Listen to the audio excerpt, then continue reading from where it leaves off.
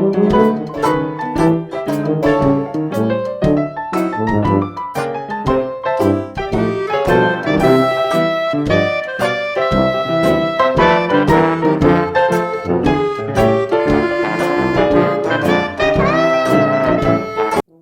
is KarsaKKWx. Karsa is my name, KKWX is my empire, and today we're going to play a little bit of Waystone Mysteries. Today is a new mystery. Let's get to it. Yay! Yay? Yay, because that means I get to do the thing. What's the thing? You like to do the thing when we let you do the thing. What is the thing? I eventually get to do my connect the dots thing at the beginning of each mystery. If you look for the wider pattern, I get to make a trap roll. Well, in the meantime, there is downtime, so what are you guys doing? Anybody want to go first? The thing.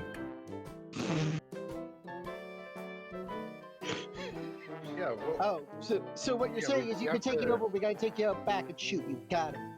no, we have to cover what everyone did with their downtime the previous. Time. Yeah. I'm aware of what happened with Elle, who can't be with us currently. Though maybe joining us later, depends. Don't know if the player is going to be here during the session or later. We'll see. Either appearing next week. Chances are next week. Yeah.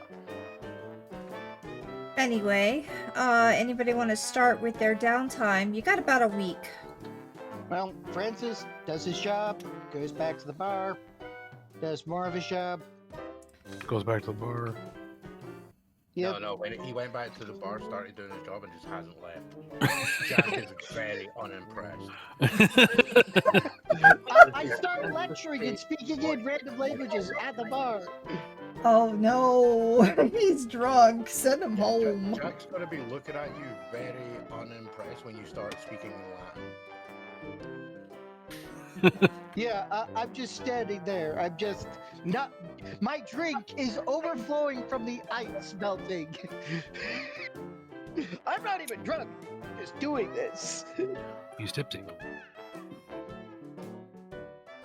Right. I'm neither. Okay, so you are basically spending the entire time of downtime with inconsequential work, okay? Yep. And we know that Nathaniel spent a bunch of time dealing with the red tape to get his van repaired. Yeah. A sea of red tape. Yeah, he does have to deal with bureaucracy and red tape. Oh, and the dubious motives. So, Nathaniel, you want to talk about your week? Well, there was a lot of filling out forms and making calls, hiding the reality of the situation that happened, and also, if possible, and if there's some time left over, like to go around and better introduce myself to the various somewhat legitimate law enforcement types in the city of Boston. Make sure they know my name. Okay. Make sure they know my face. And to make it a little easier the next time I need to request their cooperation in some matters. Yeah, you can definitely spend time doing that. And there's a montage of various walking in and shaking people's hands and explaining how you are definitely the important boy in the room. I would love to see from boy in any room, yeah. Most important boy in any room I'm in. Yes, and I would love to see from you a charm roll for this to see how well it goes and is received. Fair enough. See if he gets a free level up. Now, Giggity. might I ask, because I'm taking the time to do this in my, well, I suppose there's two ways to think about this. Because I'm doing this in my downtime and not just, waiting until I need to talk to them to request their assistance, could I argue for a situational bonus? Yeah. Alternatively, we could say that this roll here determines if I will get a situational bonus when interacting with them in the future. We'll go with that. Okay. Yeah, I agree with that.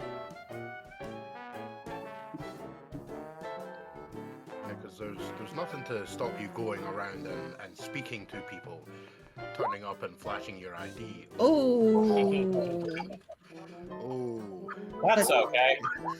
somehow. Hold on. I will spend a luck to retroactively change that to a 12. Okay. Well, then we will Fair say enough. that. All right. Then situationally, you get a +1 the next time you talk to a police officer. Please write it on your sheet somewhere. I don't know where. Is there any place to put this on these sheets? I I'm still not don't. completely sure. there is a where is it? Under there's- file and info, maybe? No, Yeah. I can't put anything there. You could potentially put it in with Edits? input for agency. Okay, when I do edit, I'll go to bio and info. Yeah. So, you talk to the police officers. You get a feel for what you're dealing with, and you notice that there are some competent people here. And then there's this one who just is a what would you say, brown noser, nose-body? The one who Wait a minute. Where is here? Nose, buddy? what the freaking name? I mean, you're talking Busy about bee? you're talking about a brown nose or someone who you know. Ass they're- kisser. Yeah. Is it possible you accidentally combined brown noser and busybody? Busybody. Yes, busybody. Oh, there we go. Yeah. Okay. And yeah, the brown nose particular is- busybody yeah. you've met before already. He was the Oh, is deputy. this that guy who was harassing the one lady? Yes. Yeah, but wait a minute. Where is here for our own reference? That was in Cambridge. Oh, right. You're talking about I just going around the different Yeah. EDs and stuff. Right. Okay. But then the certain busybody deputy is curious about him a little bit too much. What was his name again? Oh, what was his name? We have his name. I'm just trying to work out who he's talking about here. The police officer. I like to imagine this is happening in universe. What was your name again? Yeah, and the guy's just like he's snapping fingers, trying to work out what is my name. Oh no, he's having an existential crisis. Yeah, I'm having an existential crisis. I'm trying to figure out who exactly you are talking about here, Karsa. 50% GM. Are you talking about one of the police, like the head guy of one of the stations? Not the head guy, because he's actually competent. The other guy. The deputy that is a Oh, pro. you're talking about Sidney McGregor. Sidney McGregor is who I'm talking about. He's the incompetent. Somewhat incompetent, but gung-ho police constable. Yeah, the busybody. Right. Okay. So Sidney is kind of following you around and being a busybody and trying to figure out you. That's perfect. I'll deputize him. You'll deputize him. Okay. Right. We always need somebody. Look, at some point, we're going to come across a huge. Look, the year is 1927. Okay, the world 1928. population is 1928. The world population is exploding. There's a lot of new food coming out, which means that there's a lot of new research into new farming techniques. Which means that at some point, I will come across a huge supply of fertilizer. He is the man who's going to search through each and every inch of that fertilizer, looking for an important clue. Okay. Okay. Whether or not that 100%. clue exists will depend upon the situation, but he will be searching for it nonetheless. Perfect. I am 100% in support of this. Oh, that's funny. This is awesome. Yeah. So, Deputy by Nathaniel, in brackets, shit pile searcher. Yeah, perfect. Yeah, as you're going around, you notice this kid following you along. He's obviously a cop, and yeah, when you get to his precinct, there's a lot of people. They don't like him in terms of his incompetency, but his heart is there. You know that if you give this guy a task, he will go for it wholeheartedly.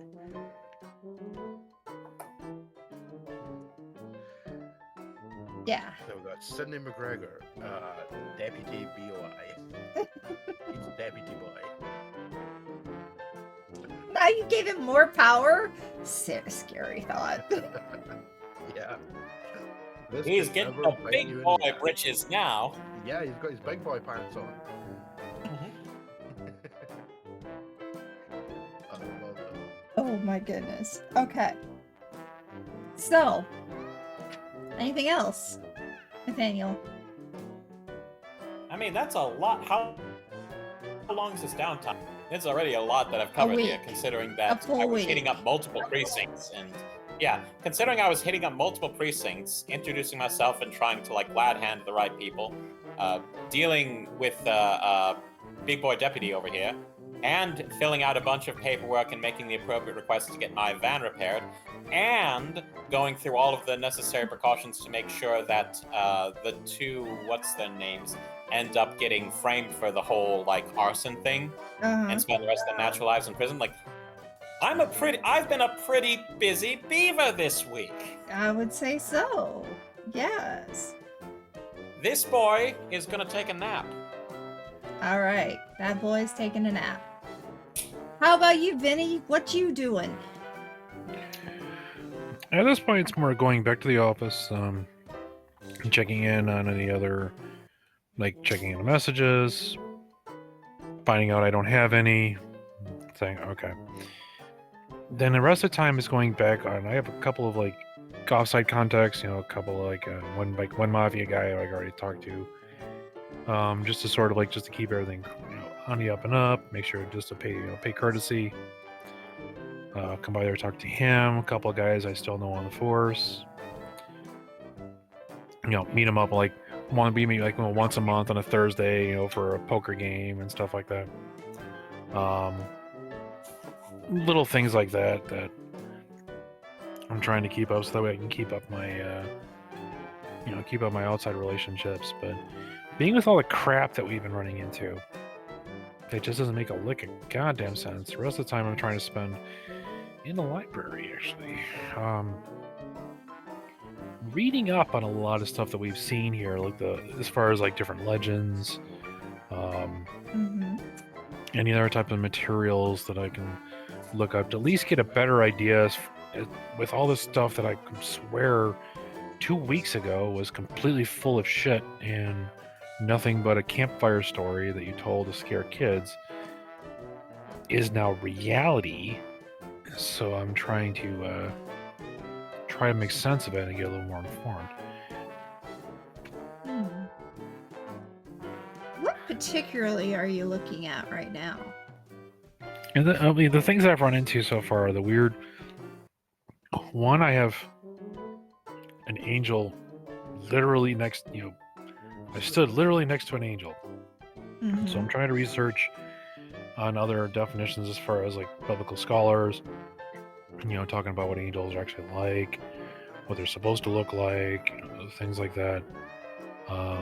Researching things into that, so therefore, which will kind of lead you down the rabbit hole of heaven and hell, and then what demons are supposed to be like, and kind of starting heading down that rabbit hole. I mean, admittedly, everything I'm looking at right now is very generic and not going to give me any sort of advantage or disadvantage towards anything, but purely for the fact of when I'm trying to face these things, that it is not being so utterly, incredibly overwhelming to where that just can't fucking exist. I want to actually be able to keep a clear head and not get so overwhelmed that I don't know what to do.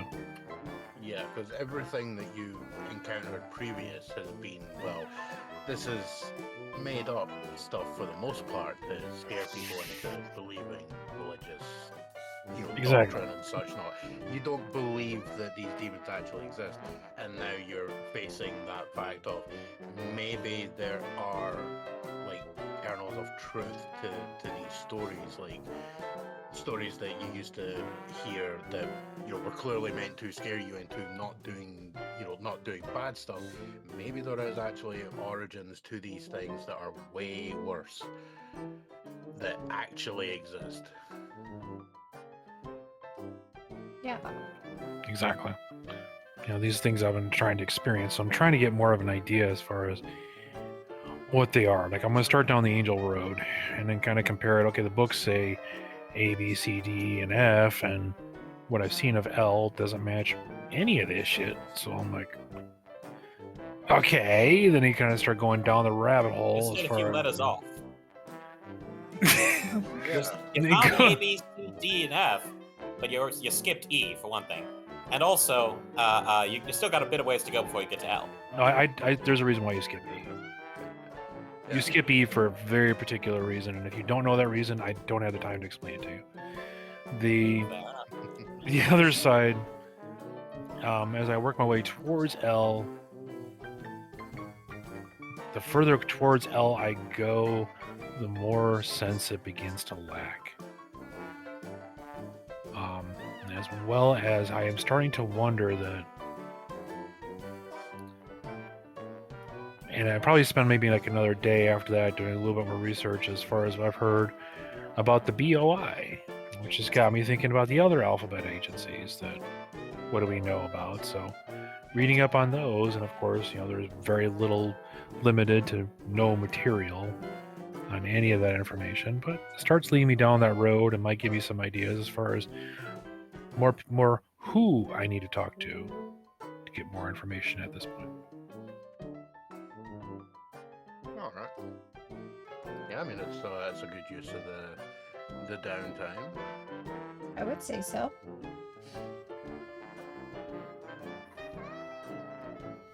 You know what?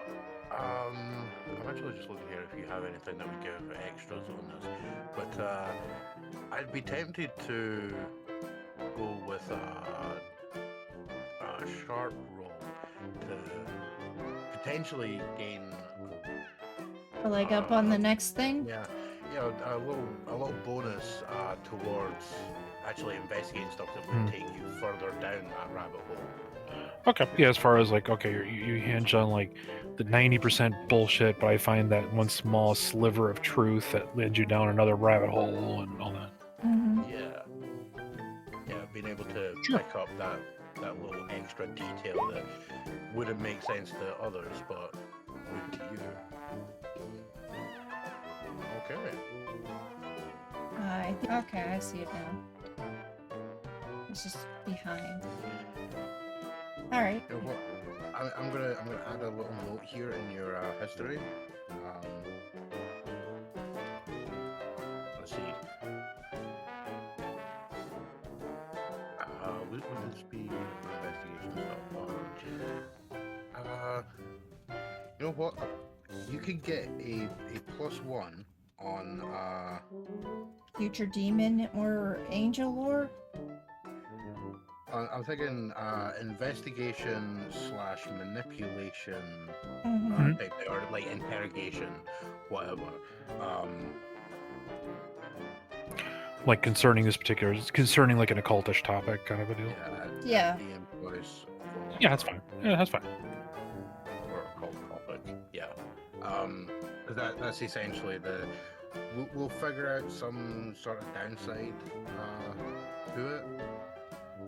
Like, I don't know, maybe you'll find something which ruined something in your previous life. Like you'll find out that Oh, I've got an idea for a downside. pepperoni is actually legally obligated in all realms to have on pizza. Turns out you don't like it.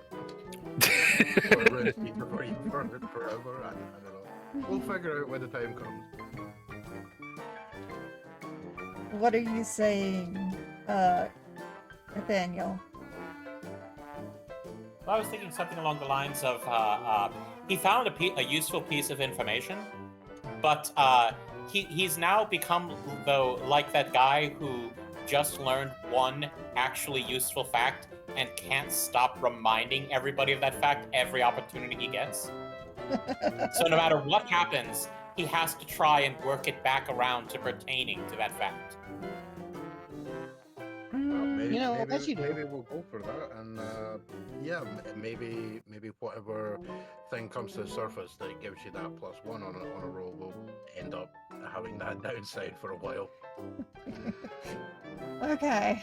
So, with that, is there anything else for this week? I mean, I'm talking. Cain would have been. Oh, for him. Yeah, never mind. Yeah. And then I'll go to you, Kay. Oh, because Actually, Francis is boring. yeah. Well, Francis already spoke.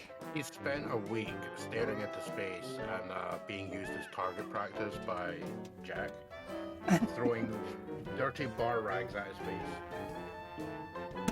Trying to wake him up because he keeps sleeping at the bar.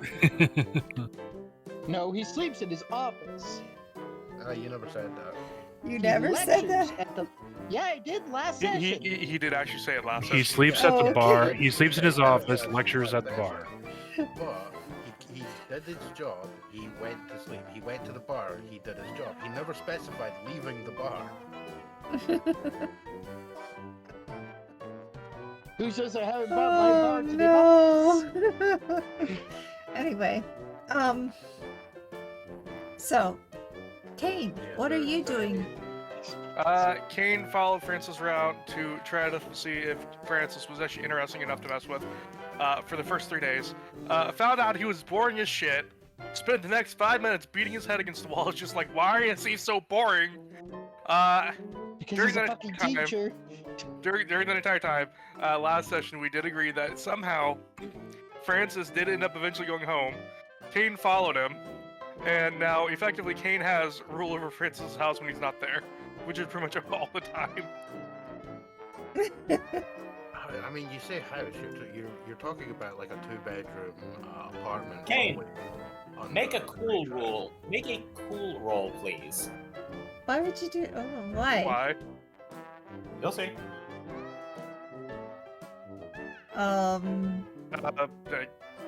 GMs need to know why. If he fails, he is now obsessed with Francis. Oh god. Because he seems to be. I mean, He to be literally fair- spent all of his time off watching and following someone I mean, to for be fair, absolutely no reason or benefit. he is It- upset. There's a character there, he's already taking that penalty. Yeah, he's already taken that penalty. Yeah, it's just why is He this a thing? figured Why he'd is get this some a dirt on the thing? teacher, but turns out the teacher is really fucking boring. Yeah. So yeah, basically, Cain has rule over Francis' apartment, house, whatever you want to call it. I And do when remember he- you saying something about that last week. Yeah, because Francis ended up giving him the key, and like Cain doesn't know how he knew that Cain was in there. He just gives him the key, like, wait, what the fuck? Yeah, I mean, to be fair, half the time with your ADHD ramblings, I kind of glossed over. And Yeah, fair. not really listening. So tell you what, for future reference, you want to do something like that, send me a message in DM so that I know this is factual. I remember this, so yeah. Okay. I apologize. I am very ADHD at times. That's why I drink coffee. So that's But after that, it's just spending time with Kara. You do actually take like at least one mental damage from the fact that Kara has beat the crap out of you with a pillow because of your headbutting her wall. Like she knows that if you keep going, you will headbutt through that wall, and she doesn't want to deal with the property damage. So I just suffer like one harm, one and a half the harm. No, you don't actually take harm. You just have to deal with the fact that she's going to be pissed with you if you break her wall. Yeah. And considering her being pissed at you could mean, for all you know, she might actually have an imbued dagger hidden in a box somewhere that if she was to stab you in the toe with it, you will actually die. Like, she is the kind of person who might have that kicking around. You are taking your life in your hands with it, even though technically in combat you could survive. You might not survive her if she gets the wrath. Fair. The Anyway, hell have no fury over a woman's scorn or whatever it is. all right. So that's what you guys have done for this week. Correct. Correct.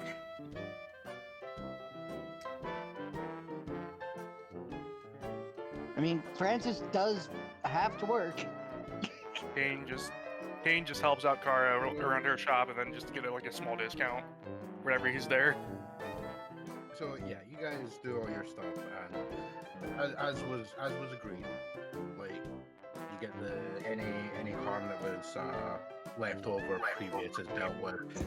Nathaniel has dealt with his truck; it's in fully working order. Yeah, everything is taken care of in the intervening time. So a few days extra go by. It's very quiet. Now, Cain, you would actually be aware of this happening. Is that a few days ago, a girl that you have heard of in past, like in terms of mention, you've heard the name Velma being mentioned prior. It's a character who is one of Kara's suppliers for certain specialist items. You're aware that she has a trading network, essentially. It's why she ended up working with Waystone. And you notice over a couple of days that she seems a little bit iffy about things. Like something's not right, but anytime you ask her, she kind of sweeps it under the rug. And eventually you just get about, okay, fair enough, she doesn't want to talk about it. Okay. You're sensible enough to not press. Until after that couple of days has gone by, the convalescence occurs and everyone just happens to be hanging out at the bar one night. After work, so you're actually not being used as target practice, Francis. You get there unhit in the face with a cleaning rag. Although there is a suspiciously Francis-shaped, slightly dirtier spot at the bar because you've been sitting there whilst the bar was being cleaned and wouldn't move. That's why Jack doesn't like you. You have started to wear a groove into the bar. Already. So- Wow. So what you're saying is I should stand on it instead. Got it. No. No, you should stand beside it, which is what normal people do. So yeah, at one point you guys are sitting having your various drinks. Do you sit together, or do you spread out throughout the bar? I will get the bar up. I mean, Cain's in his usual spot. Francis is in his usual spot, but this time he does not notably have his gun. To be Out. fair, the question here is, are you together or spread out? Usual spot doesn't tell me anything. Spread out, technically. Yeah. Probably Spread out. Slightly, Except for, slightly like, spread out. party, You like, know, I like to sit Cain next to sits at the Nathaniel. table. He's got the best stories. Cain usually sits at the table with Nathaniel, and if I remember right, Vinny usually sit at the bar itself. Yeah, because Nathaniel likes listening to his stories about the BOI, and then we talk about the other things the voices have been telling him about these future inventions or things that the BOI is working on. Yeah. Okay. Yeah. It does occur to people that you haven't seen Elle for a few days, in various trips to the bar. No one seems to really be making much mention of it. But then you guys are aware that Elle has various other contacts and stuff that they're involved with, so it's not really out there. But one evening while you guys are hanging out, having your drinks and everything, it becomes kind of apparent when several people come out that you don't recognize as working at the bar, but they come out in like various waiter outfits. They look like they should work there, but several of them basically come out to each of your little spots and just sort of give the taps on the shoulders, mentioning Mr. Hayden would like to speak to you. And sort of ushers you guys back towards the. But then for Nathaniel. some reason, it all ends in a church, and nobody can explain it. There's no explanation for the smoke monster or the numbers they had to enter in. This is Nathaniel's story to Vinny at the bar. Yeah, guy Nathaniel starts shouting on about this thing called a television program years in the future that really sucked. He's complaining about the ending to Lost 80 years before it's even filmed. Yeah. Yeah, like the guy that wrote it hasn't even been born yet. So yeah, these people come out and, you know, as I say, they basically beeline to each group of you guys, informing you that you're being requested in the office. Hayden would like a word. And then basically immediately from that, each and every one of them just heads back to the door. And technically, because yes, Cain is the only person that would notice. As soon as they are out of view, the rest of the bar, you can see them quickly taking off stuff and putting on like lab coats. These are people from downstairs that have been sent up. Like, go collect them. Cain would like, yeah, figures. This is I've ever seen. I'm assuming they sent out like one person to each of us. So 4 people wearing the same uniform just walked out of a back room, each walked up to one of us, each spoke to us individually around the same time, and they all left back again through the same door. Not quite 4, but there were 3. Nothing to see here. Yeah.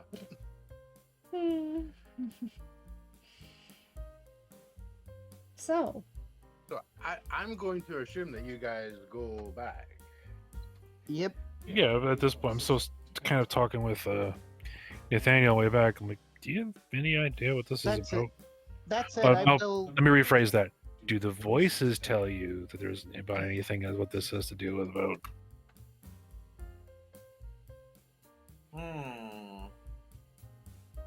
Voices? Yeah, as soon as you go through it, you see like a couple of people switching out their uniforms, and you can see Ashley standing off at the side at the top of the stairs, just with a look of abject disdain, thinking like, "Oh my god, I clearly told you just to go and grab him. I didn't say dress up. Oh, you idiots!" But she kind of motions down the stairs, and you guys head down. You make your way to the office that Hayden's waiting in, and he'll, you know, motion out to the chairs and everything. You guys get your seats and all that. You do notice, well, Cain probably notices this first, that Kara is sitting in the corner with a slightly worried look. Yeah, that's definitely gonna get Cain to raise his eyebrow. Like, the fuck? Yeah, she just kind of, she glances up when you walk in, and there's like a little head shake, like, "Don't ask me," and she kind of nods towards Hayden. And he looks up from the desk. He's got a little map rolled out. You can see it's a map of Massachusetts, and he's like, "Ah, good, you're here. Okay, so we have a problem. Well, our friend Kara here has a problem. Does the name Velma mean anything to any of you?" I like to imagine that it's at this point that Vinny starts talking about Scooby-Doo because Nathaniel told him about it. Well, But then you did talk about it yesterday for a little while. I don't think it's that. The only thing that associates me, I associate with that is the word jinkies. That's understandable. Hayden says as he's adjusting, and you almost always just seem to notice that he has like it's almost like a nervous tick kind of thing of him lighting up a cigarette at times. Yes, I didn't expect anyone would know expressly. So Velma is a supplier for Kara, and she asked the girl to, he kind of looks over like he's confirming with her, to acquire something that she needs. She's a little vague on the details. Point is, this girl knows where the items are. Kara just kind of nods.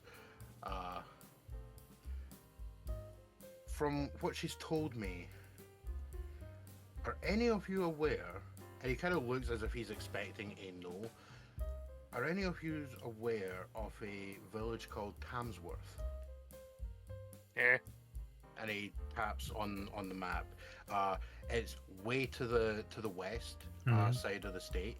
To be fair, I will let you know this. You will not, if you look this up on Google, you ain't gonna find it. I made this place up. Right. Well, I mean, just Yeah.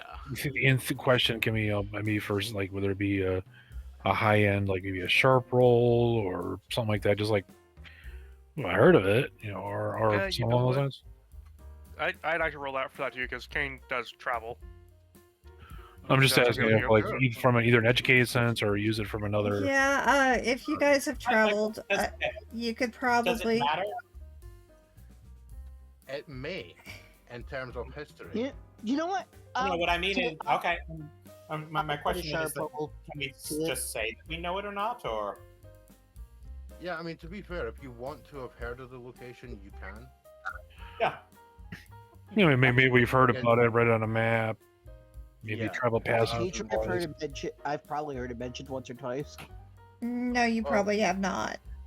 The most that anyone would be able to know is that basically this is a small village that it seemed to have been built initially as like a workers location for a nearby plantation / farm. The details are a little bit vague because it's a very small location, houses, less than 100 people. It's ass end of nowhere kind of thing. Yeah, the only time maybe you've heard of it because you passed by it, on a back road or something like that. Where you've driven past it, nobody usually goes there purposely. It's like it's a blink town. Yeah. You pass Yeah, that's true. it, like that kind of a thing. Yes. Probably Mm. Cain's gonna Hey. I've probably passed through there a few times. Podunk middle of Never nowhere realizing it. place. So Yeah. it's I mean, quite literally, this is the kind of place you would describe now as, bumfuck nowhere. It's one of those. Probably a place that's government property in the future. Yeah. The one thing that everyone who would quote unquote know about this place knows, this place is so small, it ain't even got paved roads. Right? It's So it's dirt like Dudley Town in Connecticut. Got it. Yeah. That's what I'm saying. It's ass end of nowhere. Like, no one goes there unless they are specifically going there, kind of thing. And if you're going there, odds are good you better be going with another person, or you might not come back. No, I never said that. I never implied that. Why would you take that as a default? You're crazy. Because that's what happens in Dudley Town, unfortunately. Right, well, I don't know that place. So, yeah, he points out the location on the map. Probably you guys have heard of it. But as I say, it's quite sort of vague. You're aware it exists, that's basically it. He mentions, so Kara's informed me the items that she needs apparently are there, according to the girl. She went there how long ago? And Kara looks over and says it's about a week. About a week ago. She was supposed to be back 2 days. And has gone missing. So, what I would like to ask is, as a personal favor to myself and to Miss Taylor, would you be prepared to go and try and find this girl for us? Cain already clearly getting ready. Do you have a picture or a mimeograph of her? Do you know what we're looking for?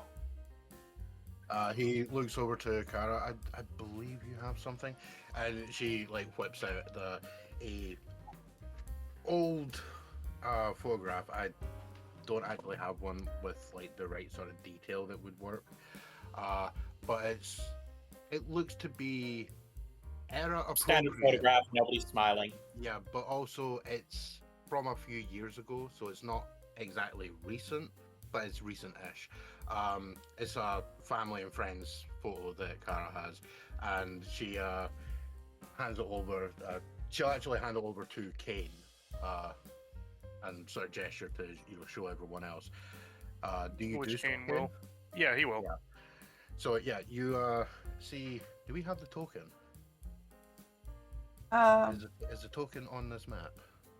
For her? Yeah. Yeah. If you want to You know move what? her. I'm just gonna drag one in. Where are you guys looking?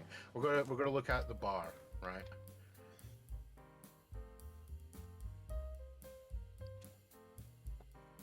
Oh, that's a picture for her.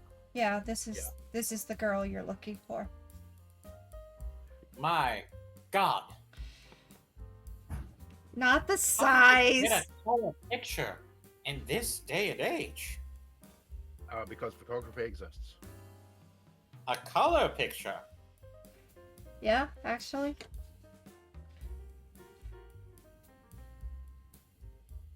I mean, to be fair, you've got a color picture as well, because this is technology that the boy's working on. It'll be later bought out by Panasonic or whoever.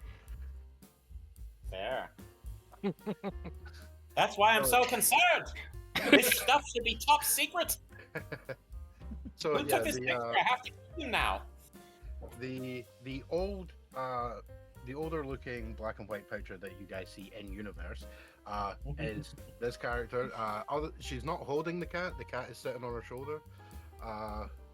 And yeah, Kara's just like, that's Velma.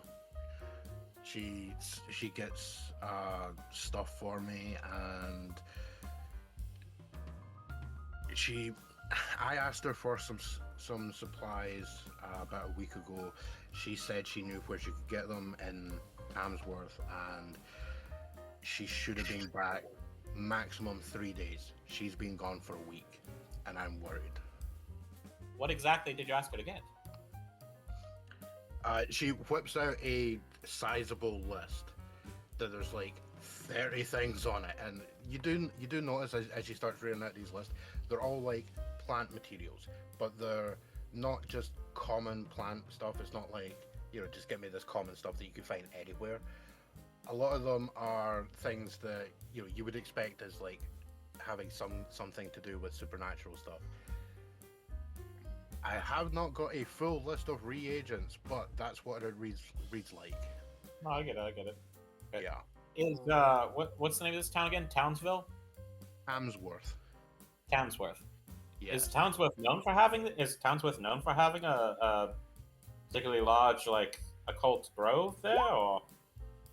No, but one of the things that does stick out is moon lilies, and specifically activated moon lilies is what she refers to them as. Who would most likely know this? I would argue it's a weird role. Yeah. It's definitely a weird role. Francis I mean, we might. could try rolling for it. Francis might know. Francis, this is also a good opportunity to make your roll. Yeah. Yeah, fair enough. Let's do our connected dots roll. Yeah, we've laid out the thing, so you have stuff for that if you want to go. And make I that am roll. realizing it was a big mistake to put my character sheet into the pop out thing. No, it's a big mistake to have all of the stuff folded up. You've got a bunch of stuff expanded on your list I'm aware. that you don't need expanded all the time. Would That's you- just how the character sheet comes, because So click the little arrow next to stuff, because it then folds everything up, so it's a lot neater and easier to see where things are. there's still a lot of fucking stuff in this character sheet. Would you be against the idea of Cain rolling for weird as well, because traveling, and you Although- might have released heard of it? I'm of the opinion you would probably be the most likely to know the information. I'll still try it. Wow, I failed at my connect the dots. Oh. Oh no. Let me You know have that a you can look. spend a point of luck to change any roll into a 12. You could Eh. do that.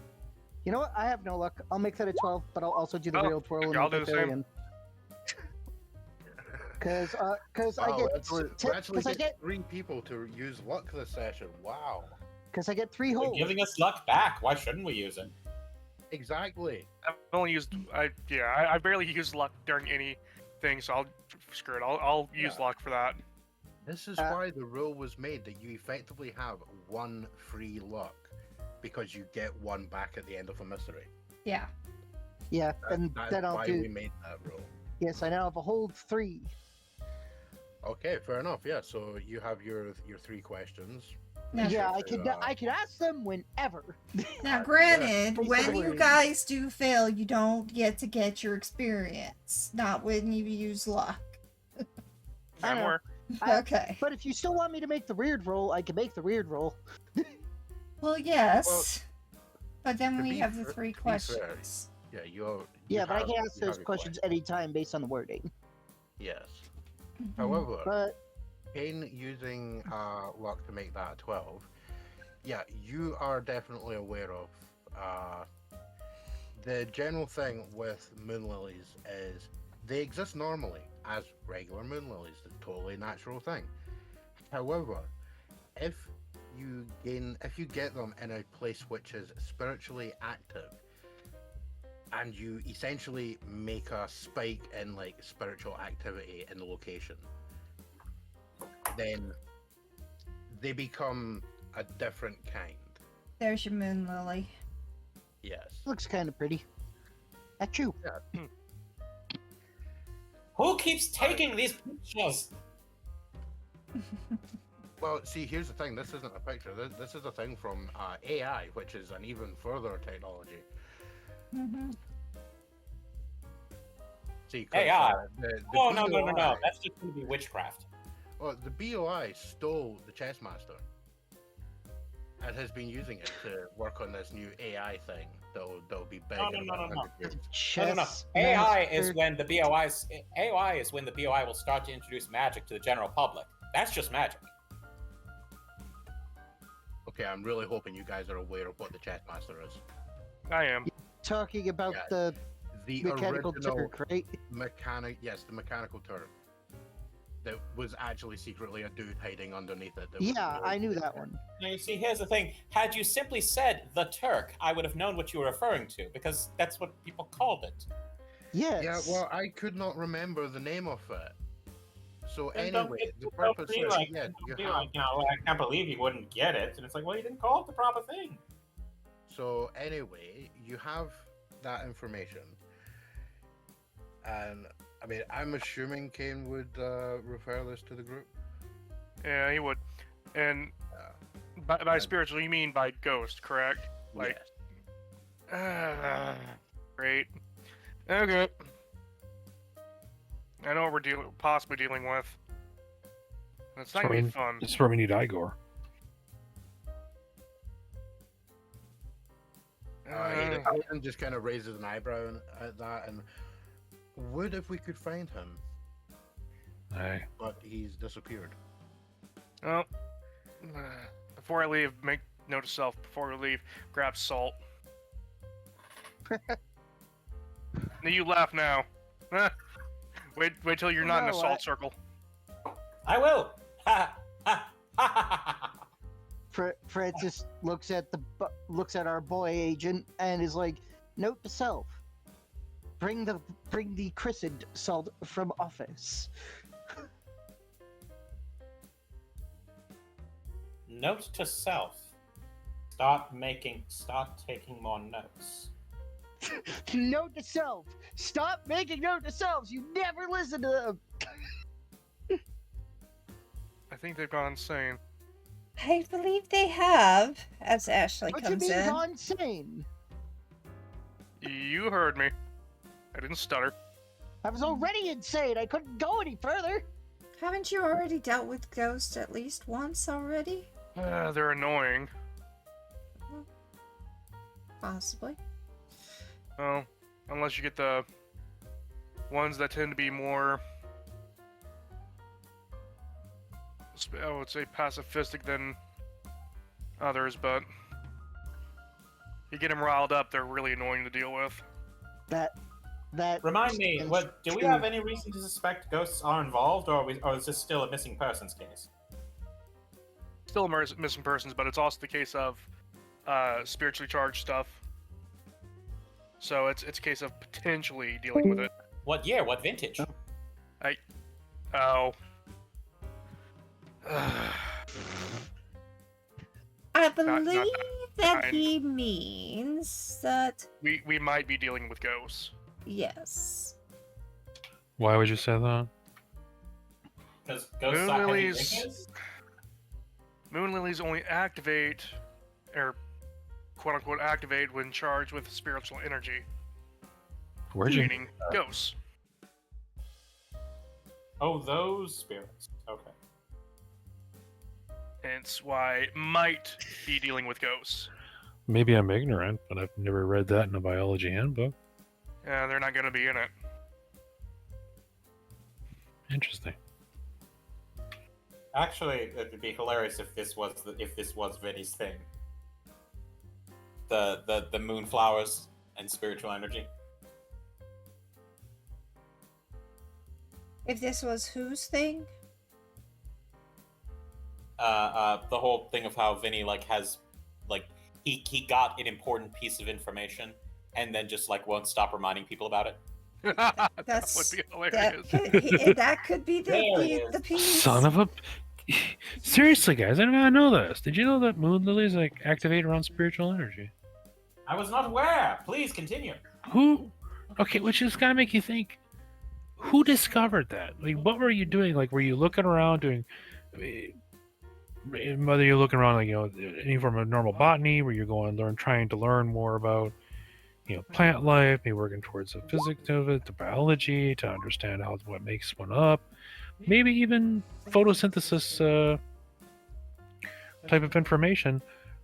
Yet they figured out spiritual energy, so therefore you had to not only be aware of said spiritual energy for it to be apparent, and then B, try to be able to control said spiritual energy to increase or decrease its location, to then for C, observe the fact that said moon lilies were reacting to said spiritual energy in terms of abundance or obscurity. Who thought of you have to this? wonder if they did a proper control test. Again, who thought of this idea? Who? Okay, what the fuck did I miss? We found out what his negative is. He is now spatting about the moon lily the whole time Oh, because he's found out this okay. information. Now he's researching it. And now he's thinking, who had thought of this? Cain just walked out in of the the room. first place. Kane's already walked out of the room. He's like, nope, not dealing with No, this. seriously. The first you'd have to have knowledge of the fact that spiritual energy even exists. Who the Which fuck is requires going to be not just the knowledge of spirits, but some knowledge of the way that spirits interact with the world. exactly my point? Who is it that thought of this? What kind of a chance would that have? For random chance? Literally, that'd be what 1 in a billion shot that somebody would have to be 1, understanding of spiritual energy, 2, not only understanding of it, able to control it in a sense of fact of being able to bring it closer or further away from something to be able to control it, and then 3, be looking into specifically moon lily botany at the time. Think about it. There's no way they did a proper control test.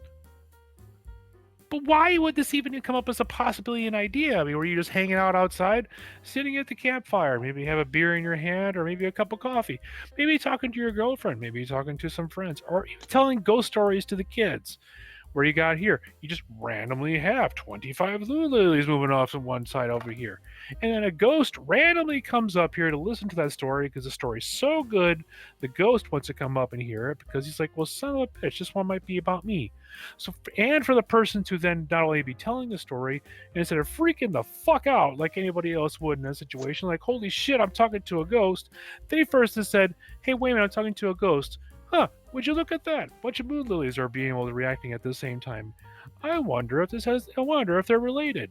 And I'm going to go ahead and test it again. Over and over again. To not only make it an absolute fact that we know this in here, but not only be able to tell this and for people to not look at me like I'm a fucking loon, for people to actually understand that I did this research. Where did this come from? Who thought of this idea? Where did this story come from? You gotta wonder though. Being What's a is fit. there like a is there like what's the word for it?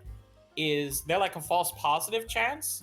Like or a false negative? Like is there a certain percentage chance that spiritual energy will not activate a certain Exactly. certain Or hours? is it specific types of spiritual energy that activate mill lilies? Not all spirit types. No. I mean, how many types of spiritual energy are there? Is there only one? Is there more than one? Is there 10 I like million? to imagine Who the that we're hell having knows this stuff? entire Who the conversation hell the looked this? entire way we're driving to Tamsworth. Like Cain just all of us are crowded into one vehicle, and it's Nathaniel and Vinny having this conversation if he the leaves the fucking entire archives, way. if he leaves the fucking archives Cain's like on that, his Francis is motorcycle. just yeah, Francis is taking his own fucking car. Kane's just like pops his head back in the room. Hey, Vinny, look, I know you're interested. I know you're this interested, but are you done? We need to get going. Yeah, Francis goes to his office, grabs a stick of salt, grabs more of his silver bullets. I'm chuckling about it because, again, Nathaniel and I are doing this the entire trip, and anybody else who was in the car, secretly, Cain- because neither one of us saw it. As you both, all of you, opened the back door, jumped out of the back door, decided to go on foot because fuck no, I'm not gonna listen to this shit anymore. Cain, Go on. he's like, nah, fuck this shit. Nah, Francis would have driven himself because he knows that nobody can stand listening to him on a car ride. It's like, look, it's either I gotta deal with you or I'm dealing with the crazy teacher. I'm getting a motorcycle. Fuck this. Option C. So, Cain, did you go with the Cain crazy Cain teacher? went alone. He went with it on his motorcycle. He's like, look, I'm either dealing with you the entire ride, which is, let's see here, given the fact that it's on the other side of the state, I'm gonna say probably about what, like 6-7 hours. In these kind of it's cars? No, It's either- this is East Coast. States are tiny. Oh, fair. Or it's that, or dealing with the crazy ass teacher. No thanks. I'm taking motorcycle. It's probably about 3.5 hours. Now, come on. First of all, you have to understand and have to be able to accept, one, spiritual energy exists. Okay, that's number one. That's a Yeah, very yeah. big leap of faith here. Two, being able to quantify Well, I got said AFK. said spiritual energy and continue this conversation ad nauseum for 3.5 hours. even funnier. His Kane's gonna go push it a little bit further. I mean, Vinny, you know you've not really met a ghost technically, but you have. Again, how would I know that? How would a normal person like me, okay? I am one of those like run-of-the-mill normal persons. I didn't know any of this shit existed until 2 weeks ago. Who Yeah, you- the fuck is it that would know that a ghost came not only right in front of them, oh look, that moon lily over there is reacting. How many fucking moon lilies are there?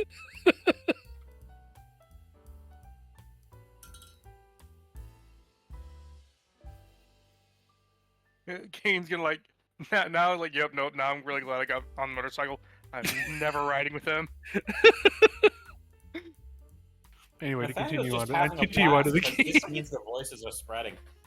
Oh, the funny thing is, Vinny, you feel a really cold feeling around you as you're talking about this. All right, first thing I do when I start feeling that cold here, I'm looking for a breeze. I'm looking for any No independent breeze. source. The, All right. it is really cold in real life, or in the outside. So this is in the car. You Does the got car have like an active heater or anything like that? whatever heater was big possible at that time. I put the hands in front of the heater and stuff going along here. But if I keep feeling the cold here, I'm going to start asking. All right, Nathaniel, to pause the point here for a moment. I have a question for the voices, since they seem to know a lot more than the rest than either one of us combined. Sure. Why is it so cold in here?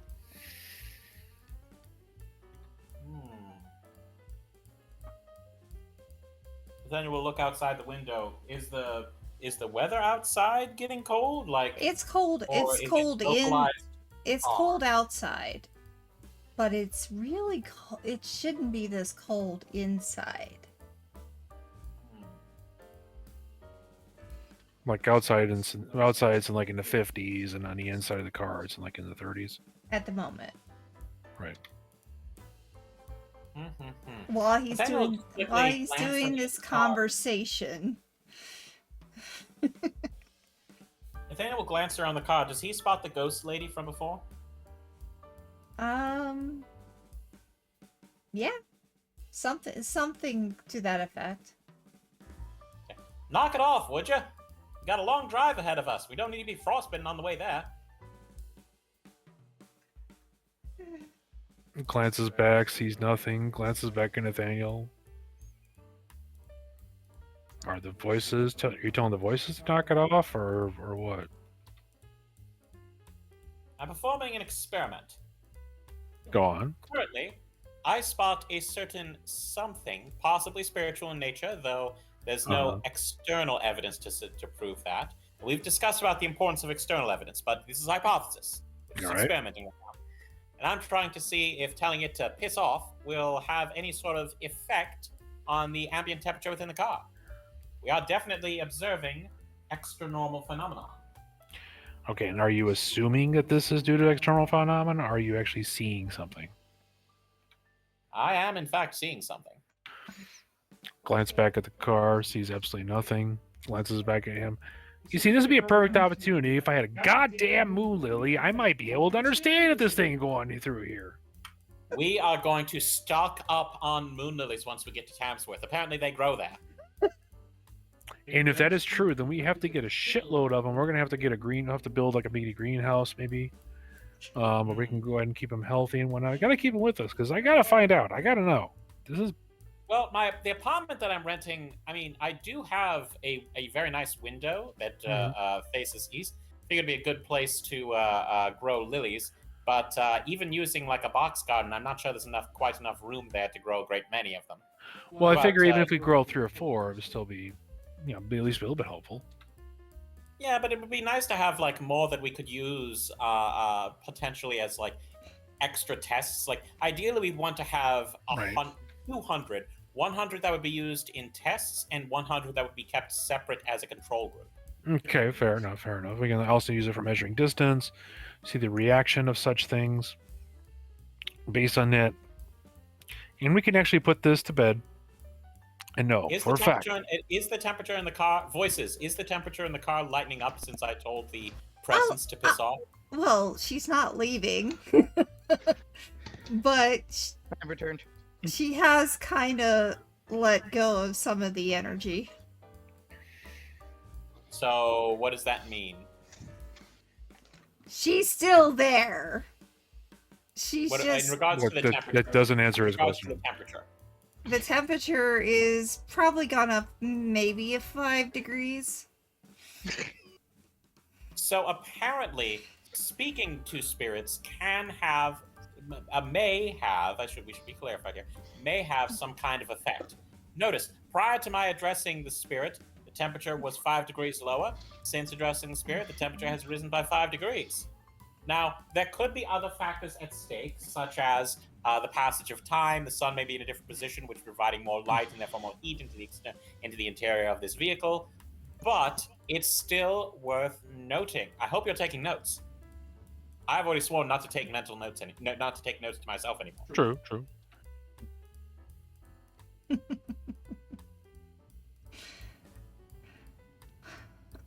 We will document this and publish our findings into a desk drawer at boy headquarters where it will never see the light of day.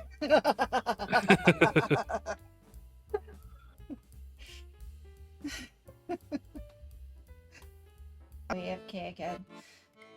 As you're heading further and further west, the roads are starting to become a little bit, let's just say, colder, worse, like dirt. I know Vinny knows what I'm talking about when when you hit the dirt roads in Indiana, you have the similar thing going on here. I believe, what type of a vehicle wheel would your car have? Who are you addressing?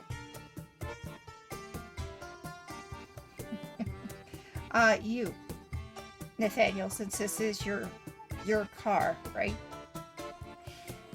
Well, I wish you'd asked this question a while ago. I could have done some research and told you a great many things about the state of wheel technologies circa 1928. However, I would say that it's probably more adjusted for use in cities with well-paved road. Okay, these are not well paved. You can hear the gravel underneath your wheels, and they're going up and down, and you almost feel like one might have almost hit a window as you're going down the street. Well, then Francis's car is just fine because he's got older tires. That would make it worse.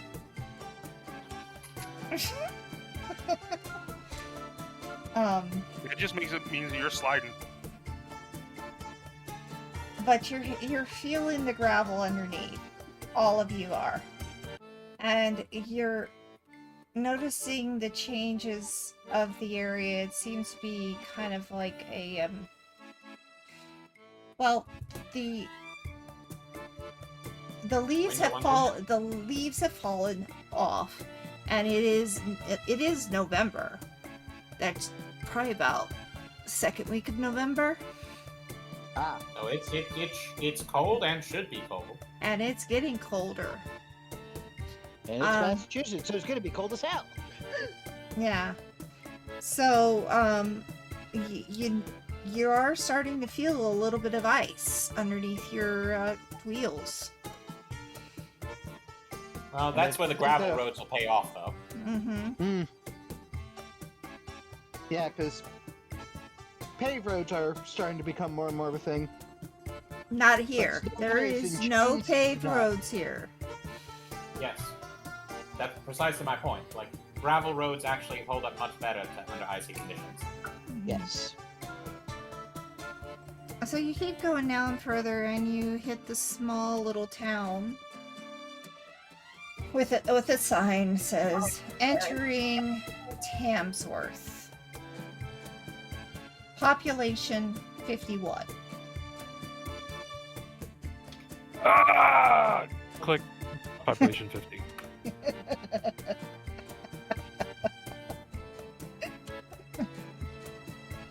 I can hear the banjos already. Let's not stay here long. The funny thing is, you probably are hearing a banjo. Not on the East Coast. Nah, but there's This is a town of 51 people. 51 people, yes. There Yes, is fair a enough. well above average chance that everyone here is related to each other through multiple branches of the same family tree. There's nobody there that isn't related by blood or by marriage. And possibly Or both. You Swing notice, home, Alabama. you notice as you're going down these rugged roads, you see a sheriff outside, just leaning against one of the posts as you pass through. What time of day is it? We could say this is around 3 o'clock. So, this PM or town AM? has 51 people. Oh, it's a long shot. Is there any kind of like a saloon or eatery? There or... is an eatery, actually. There is a a place that is called the Tams Inn. There is also it really doesn't look like there's a whole lot going on in this village. There's you have the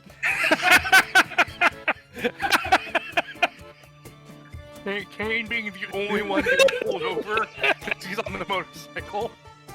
there is a sheriff that is in front, and I don't it think this seems entire town. No, there's not a lot going on in a town where they would where putting the entire town inside of one of those buildings wouldn't break the fire protocols. But like I said, just that. Ocean doesn't exist for another 30 years, give or take. No, 40 years, give or take. I like the implication of the fact that as y'all pass, the sheriff has Cain pulled over because he was the only one on the motorcycle. actually he would pull you over. Motorcycles are also kind of a weird sight. They didn't really start being purchased until after World War He II. will definitely pull you over. Actually, I'm getting, Bitch. but right now I'm trying to give you a conversation about what this place looks like first. Okay, I'm making assumptions. I apologize. Yes. So, it's a this area. Wow, I cannot talk. There is what seems to be a pub of and slash Tams Inn, where you can get a drink, you can probably get a meal, and you can go and rest there for the night. I'm assuming they have like a room. It's like a B&B, probably room or 2 or 3, but not much more than that. And then there is also a general store with the word store over it. Just called store. Yeah. Yeah. I'm not joking. That is perfect for this Just called store. Just store. Store at the store. It makes complete sense. I'm There not even joking. There is no schoolhouse, but there are kids in the area that I'm are. assuming there's a church though. There's what? I'm assuming there's a church though. No. That's doesn't. weird. It doesn't. That's weird. It doesn't look like there is a church in the area. That's even However, weirder. it could be that maybe they use each other's houses for a church. Oh, Baptists. Okay. Maybe. But the houses are. It looks like this place could have been actually a really lovely place in its heyday, and it could have been on the map, but something happened and it never made it to. Okay. that. Well, wait, hold on. So, wait, is it a could have been or a used to be? It used to be a good place, Okay, so an originally this up-and-coming town place. had a population that reached at least 3 digits. Maybe 3 digits, but then it kind of fell away. But there are people in the area. It is 3 o'clock, happens? and some you see most of the people that are in the area are probably around 50s, 60s in their ages. Then there are some kids and some small families as well. But that's about the gist of it. Maybe have a few families that work together, and that's about it. There is also a manor that is up further the road. Way to bury the lead there, voice. A manor, you say? A manor. It looks like a decent manor at one point, but it seems to be overgrown. That's a manor that's somewhat overgrown. Okay, fair enough. Yeah. All right. Vinny? If this is We, true, would that make it a matter of fact? Oh, yes, it's a matter of fact. Indeed. Okay, Vinny, here. I want to teach you something that we know about from our future devices, okay? Put your right hand forward and curl your hand into a fist. Yes. Okay, now turn it so that your knuckles are pointing upwards. Got it. I'm sorry, your knuckles are pointing downwards. Got it. Okay. Now, Nathaniel lifts up his hand, does the same thing. And now we gently bump our fists together right around the middle of our fingers. Got it. On the count of 3. Okay. 1, 2, 3. 3. Got it. All right. That's called a fist bump. Fist. Why would people do such a thing? Like, what is it? Just Is a it? way of. It's just a minor way of celebrating.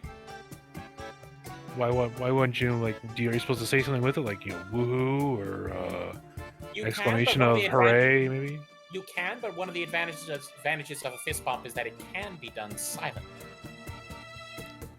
Ah, how about this? So he proceeds, does the hand bump motion with a small head nod. Yeah, now you're getting it, Vinny. Ah, see, I'm learning. Now, we spent the entire way here talking about the moon lilies, and honestly, I kind of regret it at this point. But what's our cover story?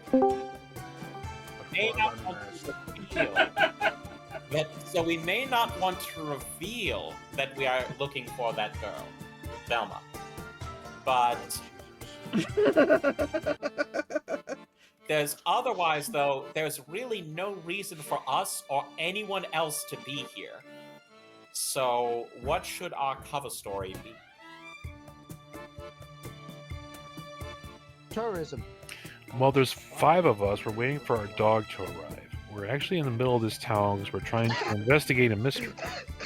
Well, our 5th member is missing. Yes, we're looking for Velma. We're looking for Velma. That's exactly it.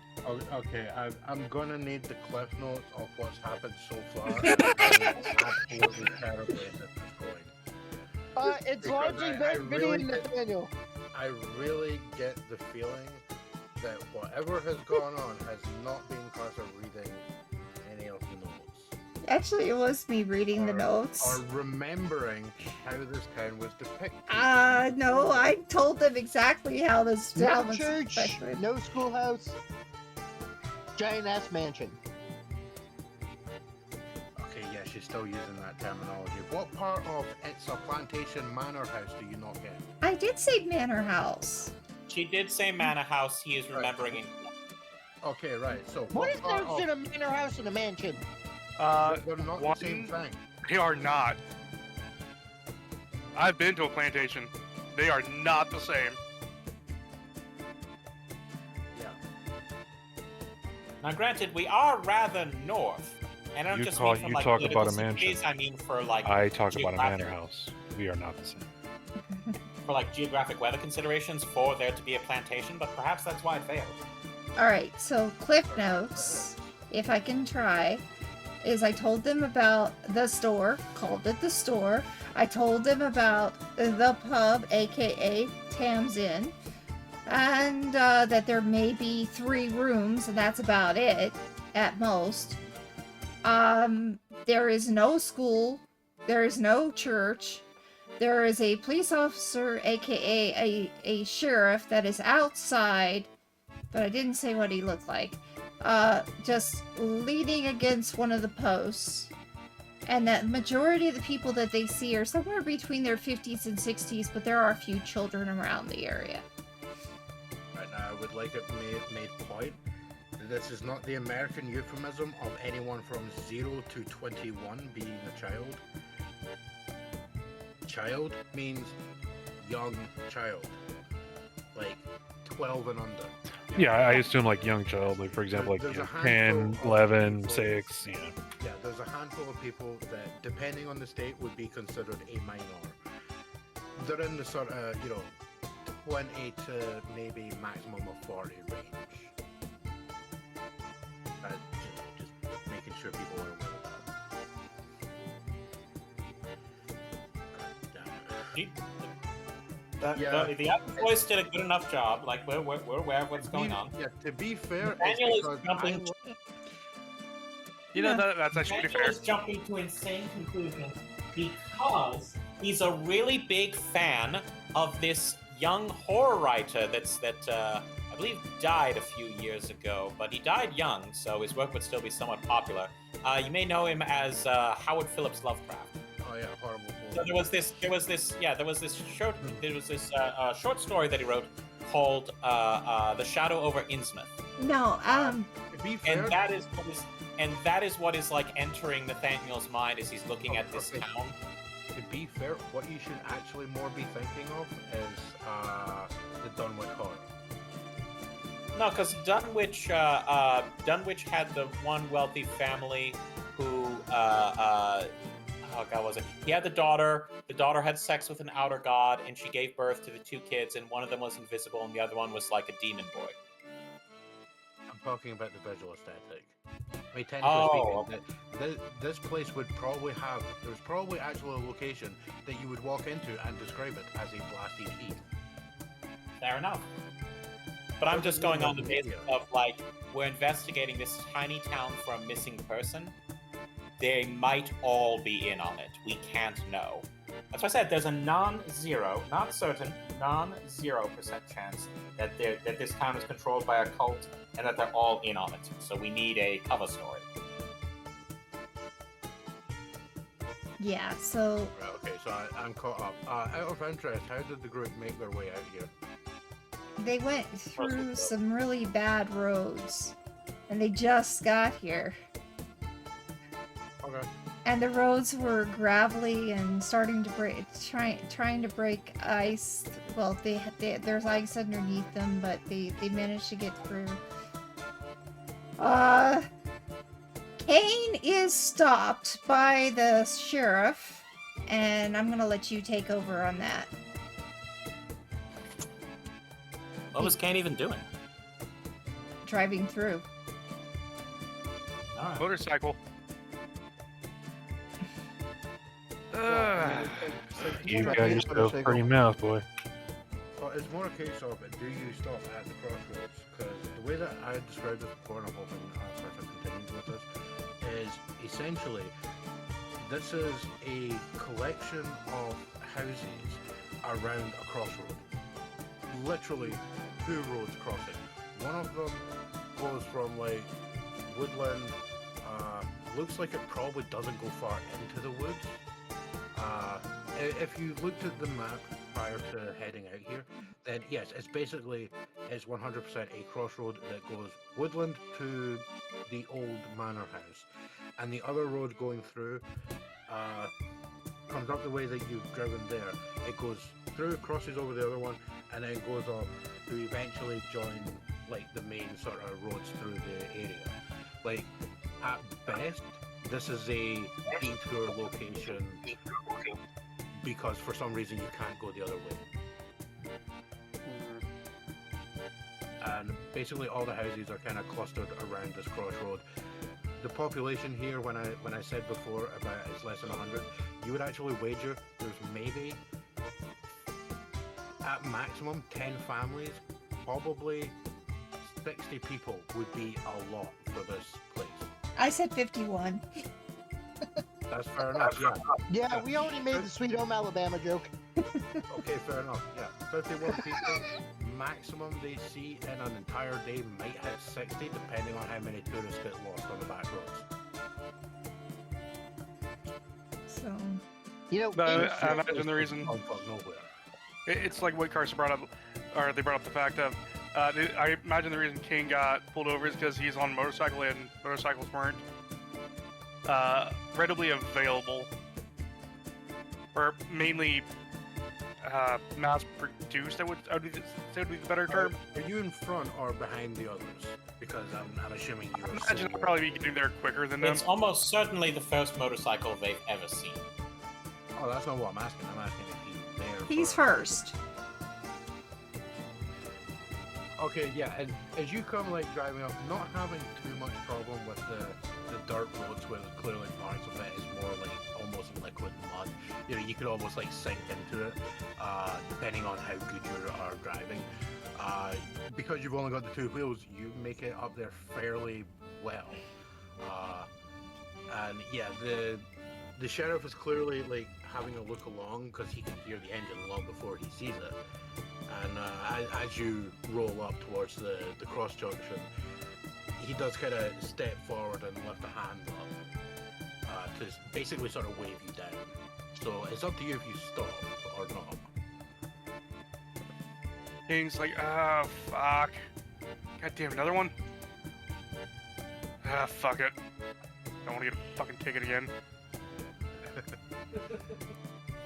So he's actually gonna, like, pull off to the side. He's like, yeah, no, I'm not getting another ticket. Fuck this. Right, yeah. So yeah, you bring the bike over to the side of the road because this is effectively you are driving into like the cross junction in the middle of a Red Dead map. You know, you could effectively have just stepped back 100 years, or maybe not even quite 100 years. This town looks like it's stuck in the old west. So yeah, you pull over and he takes the few extra steps over to where you are, and you can see the sheriff badge on his uniform, which is a well-kept uniform, though clearly it's seen better days. And he just kind of nods the, you know, he gives you like the cowboy nod of the head, sort of thing, and says, "You're not driving fast enough to be heading through. Will you come here?" Wait a minute. When were you sheriff? Because I'm pretty sure I might have been through here before. This guy is he's been sheriff for like 20 years. Maybe not. Are you asking him if he's Like if he was recent? Because like Kane's like he's debating like, have I been through here before, or have I not been? I don't remember. Well, he's not giving you a look like he recognizes you. Yeah, fair. Well, yeah, I'm stopping in. Yeah. And he just kind of looks around for a minute, almost like he's half expecting, a paddy wagon rolling up with other people, but not quite yet. And like looking at him, you can see he's got a lot of grey in the start to come in beard. Looks probably sort of mid to late 40s into his 50s, maybe you wager somewhere in that region. Probably seen some shit in his time. And he motions off with one hand towards, you can see the Tamsworth across the other side of the street. He's like, "Oh, we've got a local inn there. Dare say you could get a room, possibly a drink, and be on your way." Perhaps, yeah. I've been to small towns before where I grew up, and it's roughly the same setup as usual. Although the ones I've been to usually have more churches in them. Wow, if that's a problem for you, you're going to take it up with the GM pauses to look at notes real quick and change page. You'll have to take that up with Tamsworth. Fair enough. Ian and the end.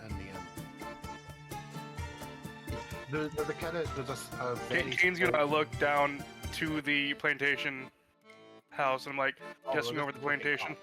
This is looking up, because the whole area is like on a slight upward slope. You would have noticed looking at the map if you had a glance at it. Effectively, the manor house sits at the top of a cliff. Like I say cliff, but it's more like a very steep hill, because they're not on a coastline or anything. But it's at the top of this area where there's a sudden drop off at the back. And there's a bunch of fields and stuff that are clearly not best kept in front. The whole place looks completely abandoned and overgrown. But if you are looking towards that, the sheriff will point out, I hope you're not here to do anything to do with that house. If you don't mind me asking what's going on with that house. I didn't need you asking. Fair enough then. Leave it alone. Take out with Tamsworth if it's really important. Just stay away from that place. Like, and you can actually tell from like the expression.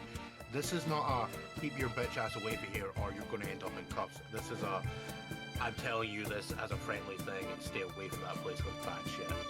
Like, you being a traveling hunter, you've seen this from people in the past. Cain immediately already the gears spinning in his head of, hey, I'm gonna go check out that place first.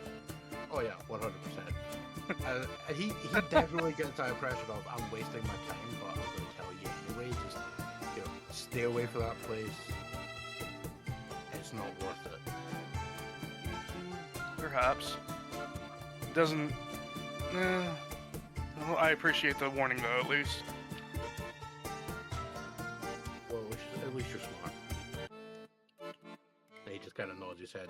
You do actually pick up the under the sheriff badge. There is a little sort of name badge being put on, which states Sheriff Stephen Darrell, D-A-R-L.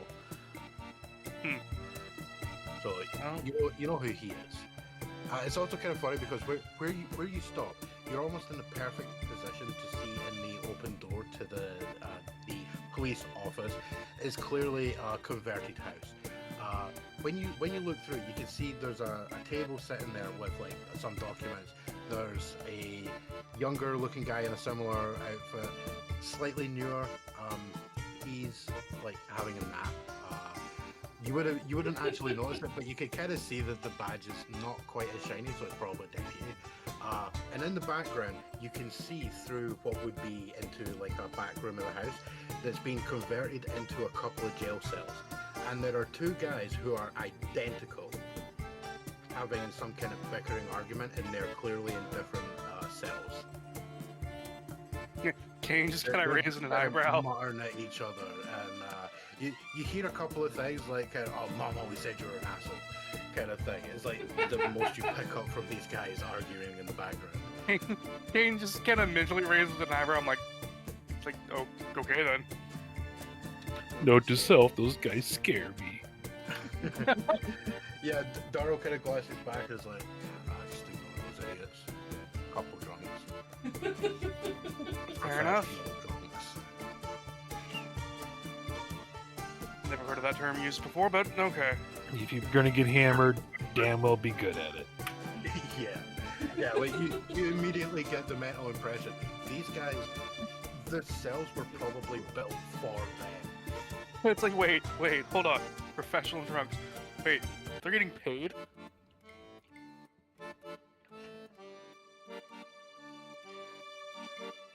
If you're Not asking that, But a very enthusiastic amateur. Yeah, if you're actually asking that, the only response is that Darrell kind of smirks.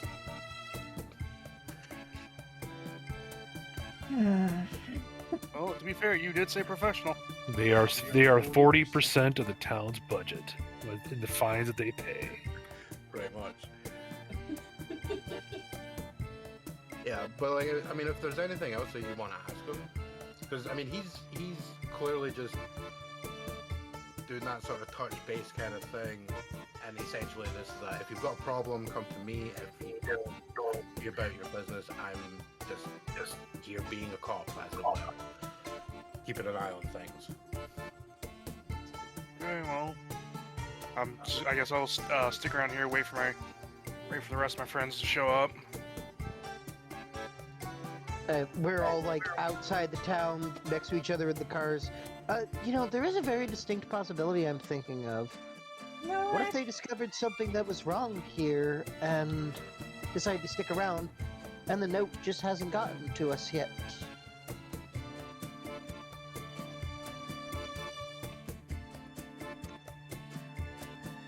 Francis is asking this to Vinny and Nathaniel, Like- supposedly, who are in a car next to him.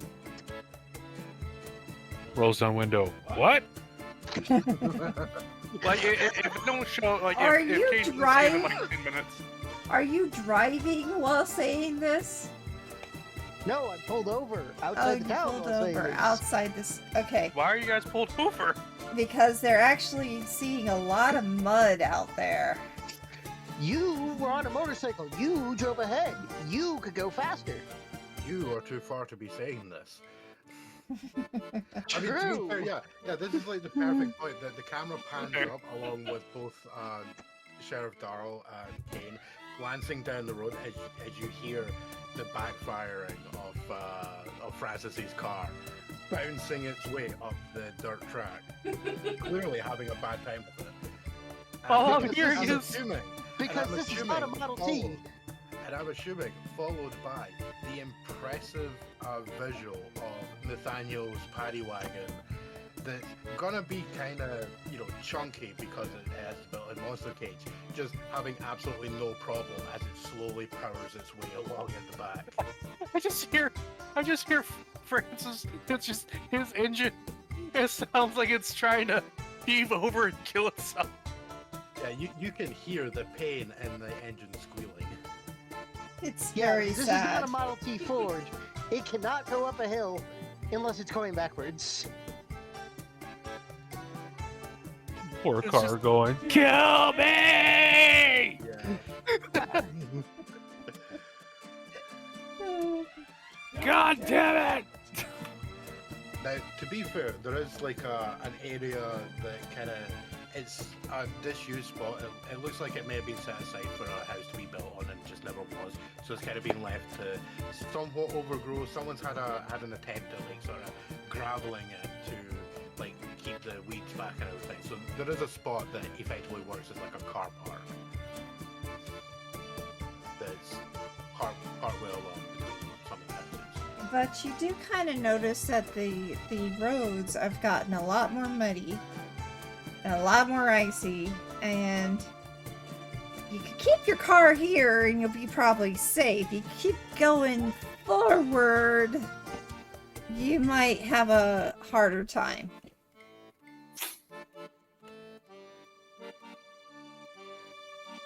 Which is why I like the idea of just hearing Francis' engine. It's just, God damn, that thing is just wanting to die.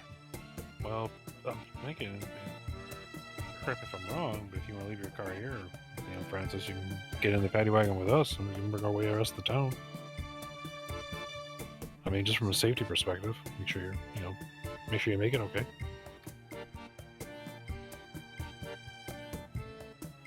If you're interested. I believe that was a question aimed at a certain person. Oh, was it? Yes. Sorry, I was kind of staring at the.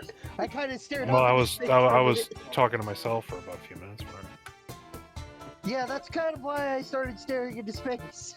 I was talking to myself. I was calling myself Francis, and I was about to have a conversation with myself. Yeah. So yeah, do you want to park your car in the clearly specified safe area and then hop into Nathaniel's big ass truck? Probably a good plan. Probably is. Actually, I'm glad you did, because look, I want to just go over something with you real quick. Well, we got a few minutes to drive here. Who thought this was a good idea to not only be in the study of botany, so therefore you're trying to learn about plants and stuff, specifically blue lilies, and then you manage to find out that it reacts to specifically spiritual freaking energy, okay? Who thought this was a good idea? You don't know where Francis has gotten it from, but suddenly in the truck with you guys is a blackboard. Francis is writing down. all these Go points. on, I'm listening. I'm enjoying this. Go on. Francis is starting to write down all these points. So, first things first, who discovered spiritualism? I assume some Greek.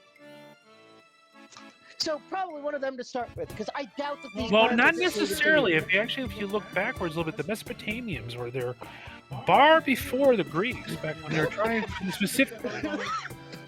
if you take this here and you start trying to like draw timelines. Yeah, The player is dying. The player is dying. As the truck goes up, you just got Vinny and Francis have hopped in the back and are taking insane levels to detail out this timeline. They've turned the entire back of the truck into a full notice board with the string. Somehow Francis just has like infinite amounts of red string. Yeah, I just kind of Turns it ostracize it. twine. Yeah, it just like If you think you've run out of string, you pat another pocket. Hey, an entire new spindle. Oh, don't worry, I got a spare. Exactly. And then he's got a spare for that spare, and so on and so forth. Like he could definitely run his own industry on how much string he has. So clearly, ghosts exist. We've proven that. But who was the first person to discover ghosts? Now, first you got to think about that. Could it have been John Ghost? Sorry. Then right at this point, that's when the scene fades out and it comes up 365 years later. Back in those two skeletons having a discussion. No, it can't be John Ghost because of this. Yeah, you guys have turned into ghosts and are having this conversation. 300 years later. No, it can't be John Ghost. I already told you, John Ghost came at this time here. The timeline doesn't follow up because spiritualism doesn't get talked about until Mesopotamia back in 3833 BC. Now, don't even try to go back and tell me this bullshit about what the Egyptians were talking about in 4403 Well, according to the legend, BC. No, that is not true at all because the Steve saw that we went over this. It was Then who did Gilgamesh fight at Uru? If ghosts did this, then who did Gilgamesh fight? Fred. That was an entire story about one guy trying to lose his laundry. And they just got blown up into some big old legendary story that everybody keeps convincing with, but no, nobody wants to listen to the actual facts. okay. So you see the two cars and there's talking, and they keep talking, and then Hey, you just Francis kinda gets hears about in, the and then Ray, then Cain, they're still in the car. Cain kind of hears the conversation that's going on. I'm like, oh god, at it again. No, it's oh god, they got Francis involved. Yeah, pretty much. Joey! I mean, to be fair, Cain, this is the most interesting thing that Francis has done since Yeah, the end yeah. of since shooting at Jack Spider monsters in a loading dock. Yeah. But what We've you had gotta 2 weeks of this guy being boring as hell. And now suddenly he's all exciting. because there's something to do. All right. So, yeah. So for the driver of the vehicle, are you heading up towards where Cain is, or are you doing something else? That's to Nathaniel. He's resisting the urge to put several thousand bullets to us. To be fair, we don't track ammo. Nathaniel was bandwagoning this shit. He started it. I mean, you can be having the conversation while you're driving. And regretting the conversation while you're driving. So outside Tamsworth city limits, Nathaniel is sort of like privately discussing. All right, now we have no idea what may or may not have happened to Velma there. Should we agree on a cover story beforehand? If we go in just announcing that we're looking for her, and let's say maybe the entire town was involved, then we'd be in a spot of trouble. I mean, we know that there's a specific kind of flower that blooms around here. We could just be here saying that we're looking for it. We're a bunch of, oh god, what's the word? Horticulturists, that's the word. Does that town look like anyone there knows even how to spell horticulturist, much less be one? That is a very good observation. One of the voices does come in and like taps you on the shoulder, and it's like, A is Velma, and B There is no city limits. This is a village.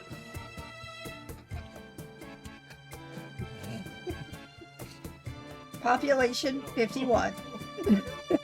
Yeah.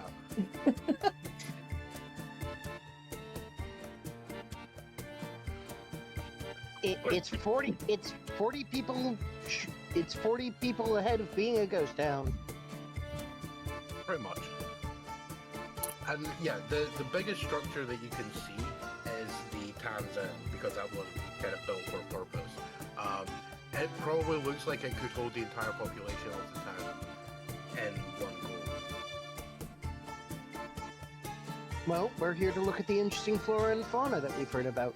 Somebody released a pamphlet. Do we have the pamphlet? Francis quickly draws up a pamphlet. It wouldn't be the first time. Perfect. All right, you know what? You are no way in getting XP if you fail this. I want charm. Is it charm? Farmer Sharp. Yeah, you know what? Pick one. This is to determine how good your forgery is here. It's a mixed success. Fair enough. I mean, if somebody's handing out pamphlets in the middle of a fucking city for this place, I don't think they're gonna put much effort into it either. Now, keeping in mind, I would like to point out, the very good observation was made that chances are there might only be maybe 1 or 2 people in this town that could even have a spelling that word. And you're pitching that someone has put out a pamphlet saying that this place has like good horticultural stuff. I like the idea that horticulture son, is somebody lied to misspelled you. on the pamphlet. Francis pulls out a small blue book, The Hitchhiker's Guide to Massachusetts. Fair enough, you can have a hitchhiker's guide if you want, but Douglas Adams ain't been born yet, so... And he came up with the idea while clutching a copy of The Hitchhiker's Guide to Europe! Yeah. But you're not in Europe, so you don't have No. that word. I Anyway, could have a copy of that book. Not with you. no. No. Not unless you've stuffed Nathaniel's paddy wagon with books, which I'm pretty sure he would take issue with. So, how are you guys proceeding? Slowly. Cain's just kind of waiting on them. It's like, dear God, they're But at it again. I still feel like there's a distinct possibility that the person we're looking for might have just decided to stay here to help out with some things, and their note hasn't gotten to us. Yeah, there's a quick smash cut to Sheriff Darrell standing there next to Cain, like, is that your friends? Are they idiots? Yeah, I would.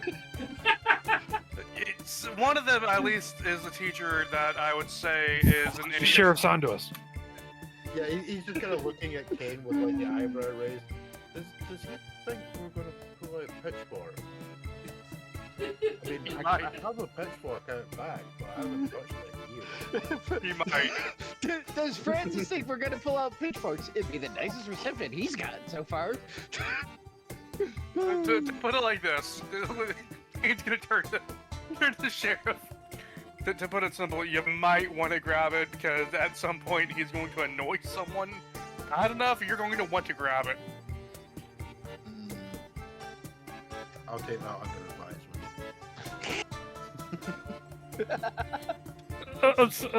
I'm sorry, revisit this. We're going back to Smash Cut. Sheriff, I'm sorry, are those your friends? Yes. Are they idiots? Yes. The bridge of his nose. Are they idiots? Sure. At least a few of them are. And then, Sadly, at least and I know then one of them Al is. pulls up and it rolls. The funny thing is as soon as you go to punch the bridge of your nose, Darrell does the exact same thing. It's like brain perfect.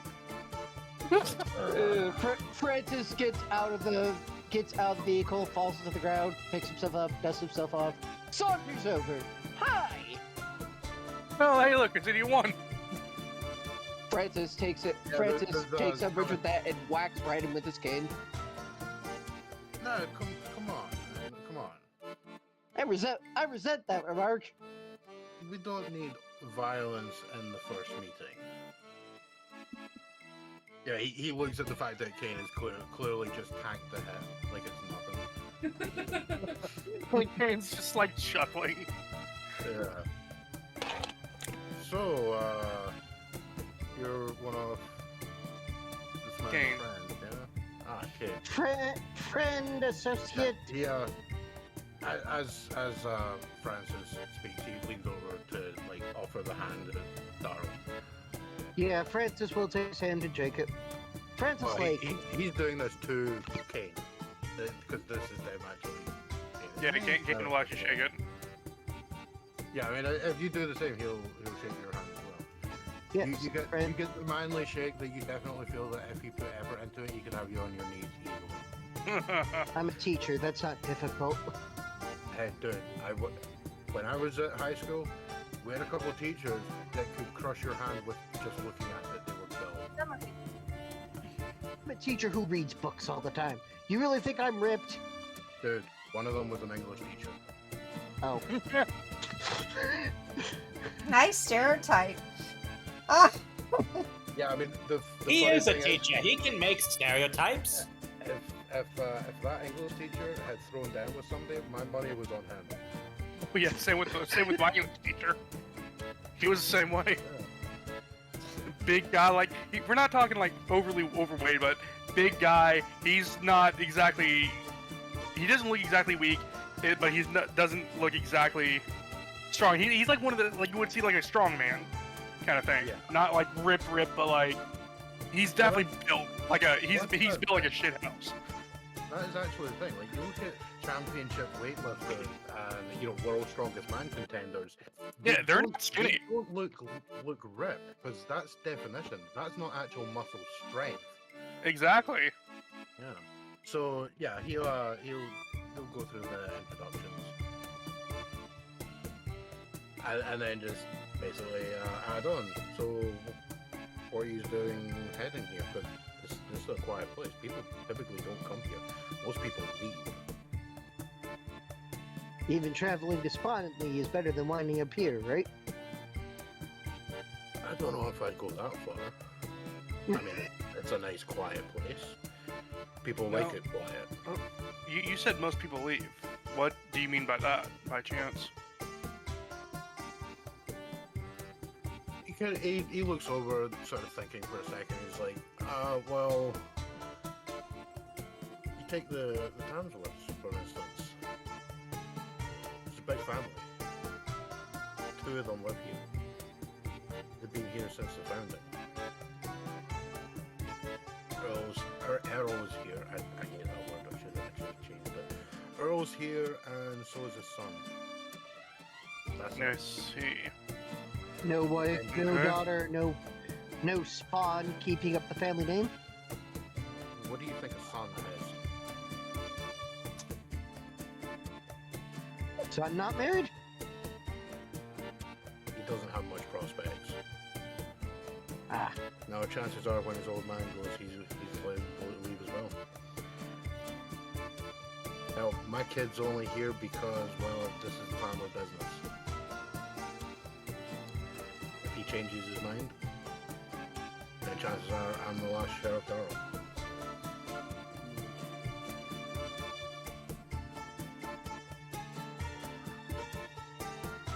You do notice when you glance towards the door that the sleeping deputy in there is kind of woken up and has a look as if, damn right, he's the last Sheriff Darrell. He's probably the one kid that actually has aspiration in this town. And What, it's the to be the deputy? sheriff. Yes, and it's to become the next sheriff. Because he pretty much knows if Darrell's kid does go into it, right, then he has no chance of actually being sheriff. Unless the kid massively fucks up. But that's kind of the thing about these long lines of town sheriffs. Like, they typically don't mess up because their old man makes sure they don't mess up. At least not until they get that badge.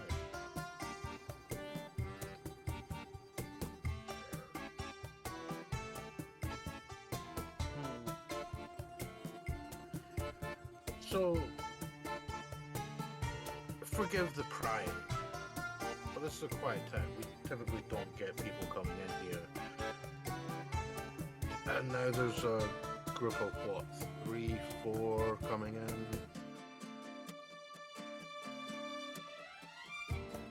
Potentially more.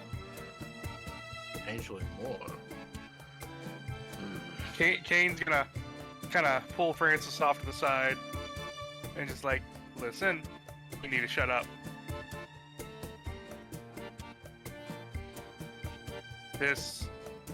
Something's going on here, and I don't know exactly what it is, but got something to do with that. This is out of earshot, by the way, of the sheriff. Yeah, I'm assuming you're saying this like quietly to him, but you're saying to him, it's like, just look, it's stay quiet. Something here is going on. Don't know what. Not ask me right now. However, I do know it's got something to do with that plantation house.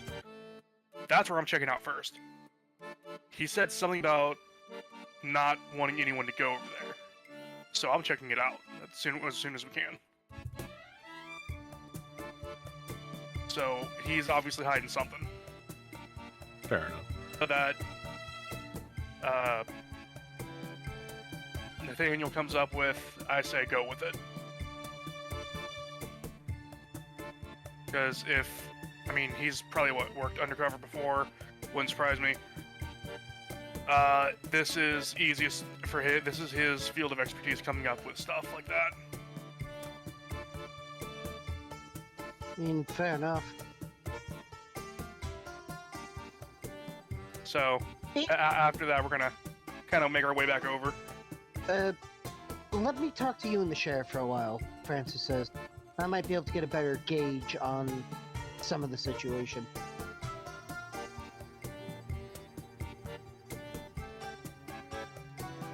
Alright, so you're wanting to speak with Cain and the sheriff? Like, just At the very random least, chat, be a yeah. part of the conversation, yes. It is also kind of Cain's way of saying, like, don't say too much. Like, don't give out stuff that we shouldn't be giving out, obviously. Mm-hmm. And let Nathaniel take the lead on, like, the cover story kind of thing. Or because, like, it's kind of obvious Cain kind of dealt with similar people before. Yeah, you're used to the small town sheriff that may be hiding something, may not. Like, you would definitely get the impression his slightly standoffish thing is mainly just, you're a bunch of unknowns coming into a town that's very quiet, and his like priority is keeping the people of this town safe. So people rolling up Where Cain's usual unknowns are, he's a little on edge just because he doesn't know you guys. Where Cain's usual thing is just avoid Yeah. police in general. Yeah, essentially it's the kind of funny thing where both you guys have the same intent, which is not starting problems. You don't want problems to arise. But you're both kind of gauging the other to see if they're looking for problems. Because there's also that fact that Cain is kind of a big brick shithouse. Mm-hmm. You know, this sheriff is kind of built, not to the same degree, but clearly, like, chances are he's probably the person that would win in a fist fight with anyone else in the town. That's why he's the sheriff. So That's why mainly sort of, I'm hoping you're not going to be a problem for me. Just as you're sitting there thinking, I hope this guy's not going to be a problem for me. pretty much. Yeah.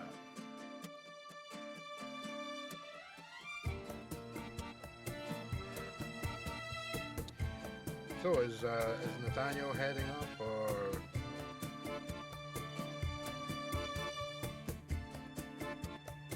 Also, just FYI, I was about to say that if you're saying anything, we can't hear you, but then I heard you go,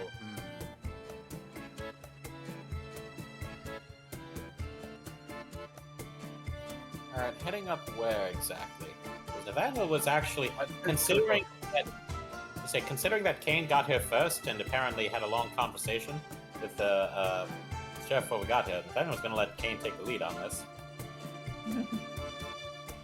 Okay, of course. Yeah, I mean, like if you drive up, like you're taking your time because clearly like the roads are bad. So driving up, you probably take like maybe 3 or 4 further minutes to drive up. Obviously, you see the bike pulled in at the side and the 2 PCs and NPCs standing there having a chat. And you could totally just draw in at the back of the bike and see what's going on. If that's what you wish to do. Nathaniel, try and eavesdrop. What exactly are they talking about? Oh, what are you guys talking about? We're basically here Francis keeping a to... low profile, looking at the book that he has stuck under his arm. Cain's gonna kind of eye the book, get an idea. We're here to... Well, we're more or less just here from Boston to gather some plant samples. In that I was trying case, to think of a word. That In that case, word took you way too long to come up with.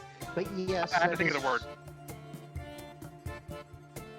Like in that I case, Nathaniel approaches and immediately starts talking to you. Immediately starts talking. Cain, Francis, so you got here ahead of me. Yeah, got a good lead on those. samples. Herpetology samples you were looking for? Not yet. Been talking to the Sheriff, We've been just for a minute. introducing. Yeah, we've been introducing ourselves to the lovely sheriff here. That sounded very condescending. Yeah, there's an audible sort of snort at that. Whatever you think, guy. Guy who notably has only given his name to the sheriff. Ah, Sheriff, I checked to see, is there a name on the badge? Yeah. Immediate. There's a 2-piece badge. One is the sheriff badge, and then below it there's a little name tag that states whatever the shorthand for sheriff is, and then Stephen Darrell. Or Sheriff Darrell? Sheriff Darrell? Yes. Nathaniel Prenton. Pleasure to meet you. Oh, likewise. He'll put his hand out to you. Shake And his this hand is how quite Fran- vigorously. and this is how Francis learned Nathaniel's last name. I mean, I'm pretty sure he gave his name before. You just didn't remember it. Yeah. I mean, that's also, like, that very much could have been an in-character thing, though. Yeah. But anyway. I hope, I hope my, less socially inclined compatriots weren't talking your ear off or being too rude. Cain's gonna look at him. What the He heck is that supposed to mean? He just kind of shrugs like, "Oh, it's the usual, pretty much." Oh, well, good to hear, good to hear. So, have you seen or heard either tale of some unusual flowers hereabouts?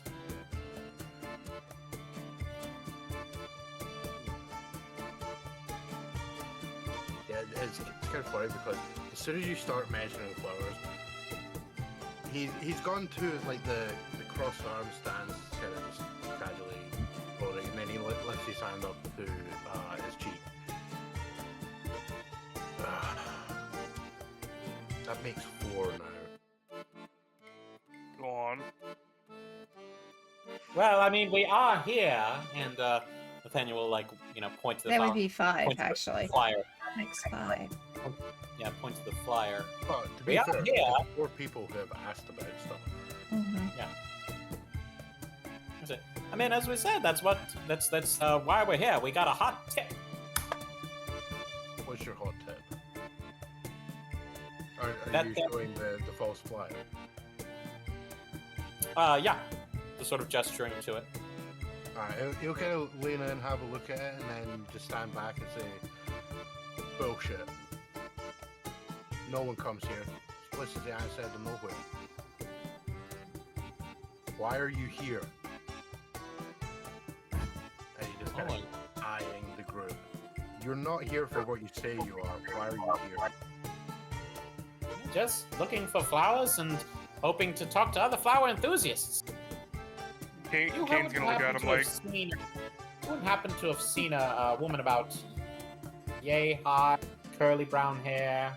Well, I'm presuming brown because I've only seen curly brown hair. This like, she's the real seed head amongst all of us, I tell you. Right. Wait, when you mention this, he just casually reaches out. Real fallen head amongst us all, I can tell you. Yeah, he lifts his other hand up, takes the hat off, scratching the top of his head, and he's like, "Oh, god damn it. Fine." Oh, you have seen him. He generally keeps that hold impression on. Hold on. Yeah, he puts the hat on and looks to into the office and shouts, "Oi, Bill, keep that pair on ice. I'll be back."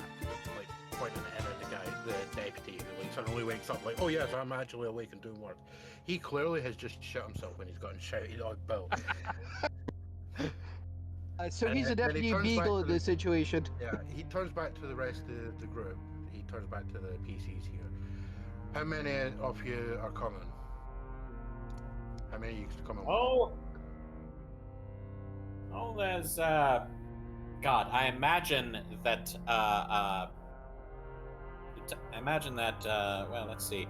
Vinny Sharp, is still sitting in the. Aldi.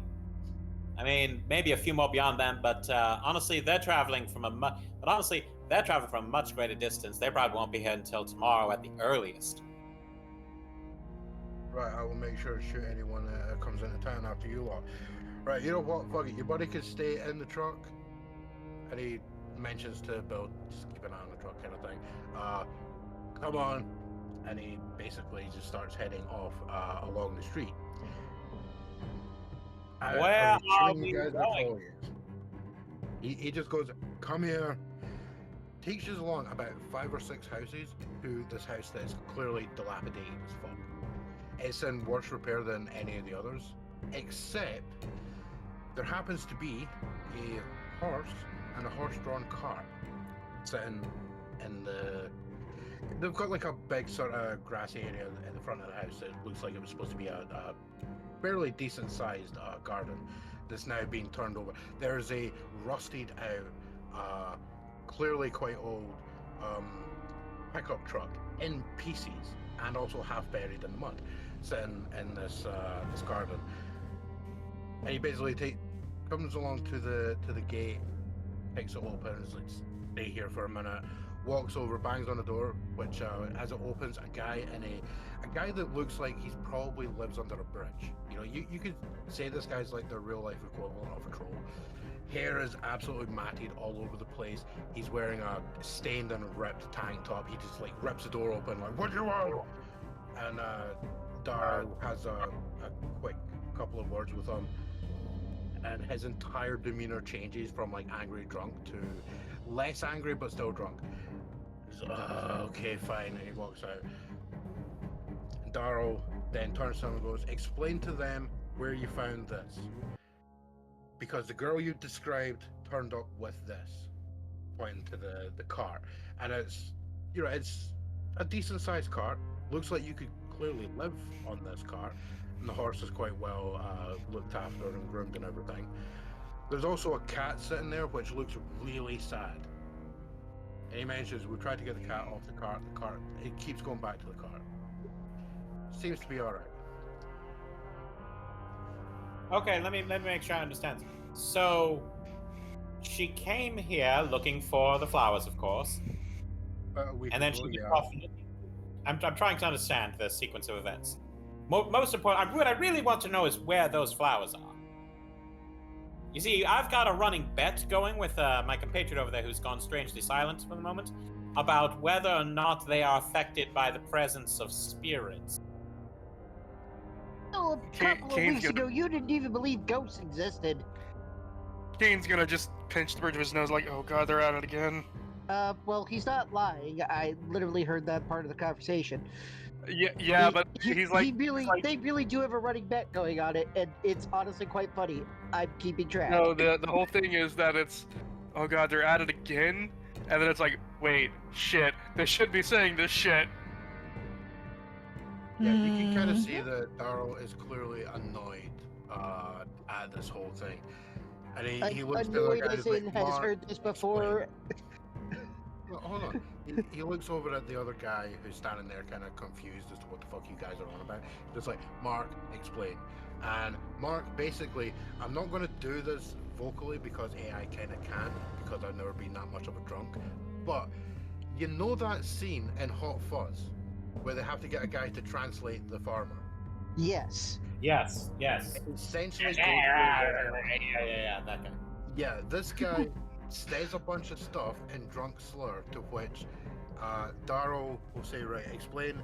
You get a bunch of random stuff, and he then looks and goes, then you get that.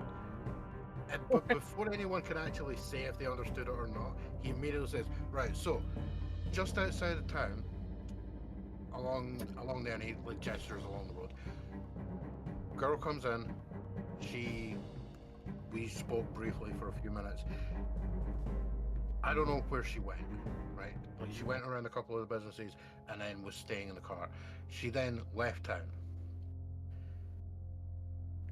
Sometime after, the next day, Mark goes for a walk, comes across the horse in the car. So I sent one of the deputies to watch it during the day. She never turned up. Gone.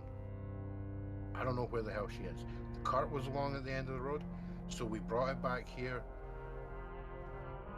Basically, we're waiting briefly to see if she's going to turn up again before we end up keeping the car. Essentially, right?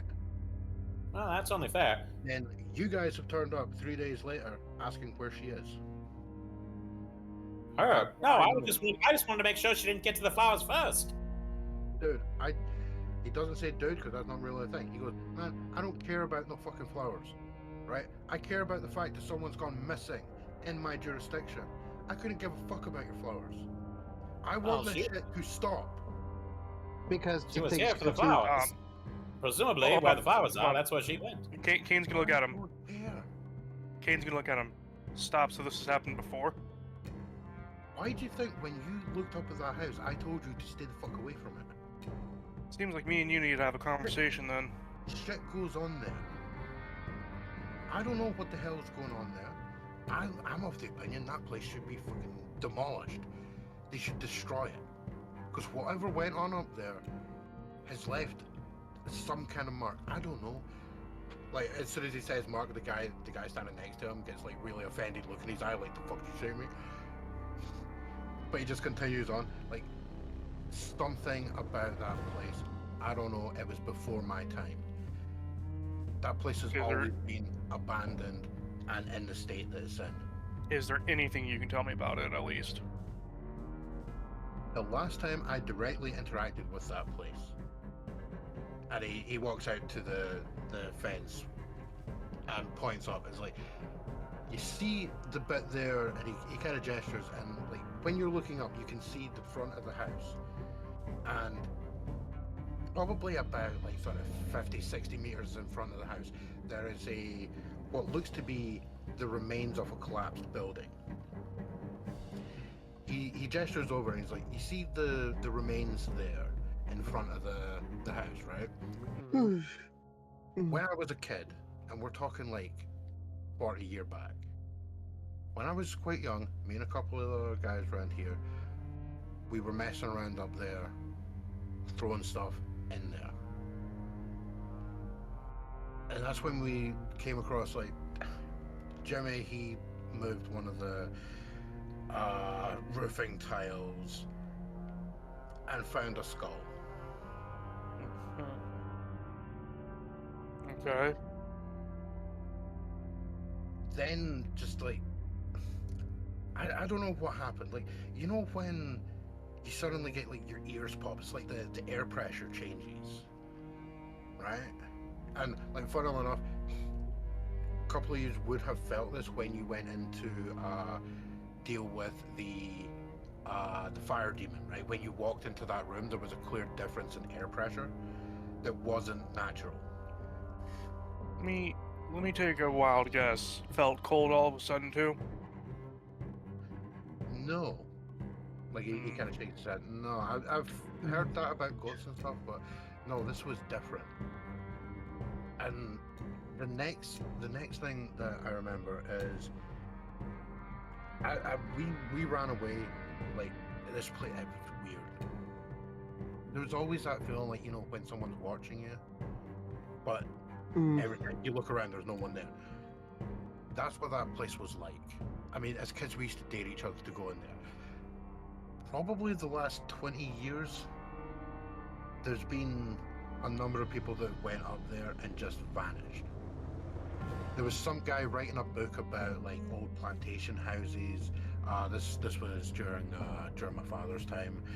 He went up there, and so the story I heard was he was watched walking into the manor house. There was a gust of wind, the door slammed shut at the back of him. Literally no one has ever seen him since.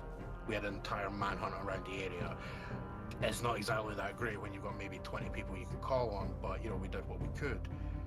Couldn't find this guy. That was like, I don't know, I was like 12 at the time. The only other thing that I can tell you for fact, because I've never been in that house.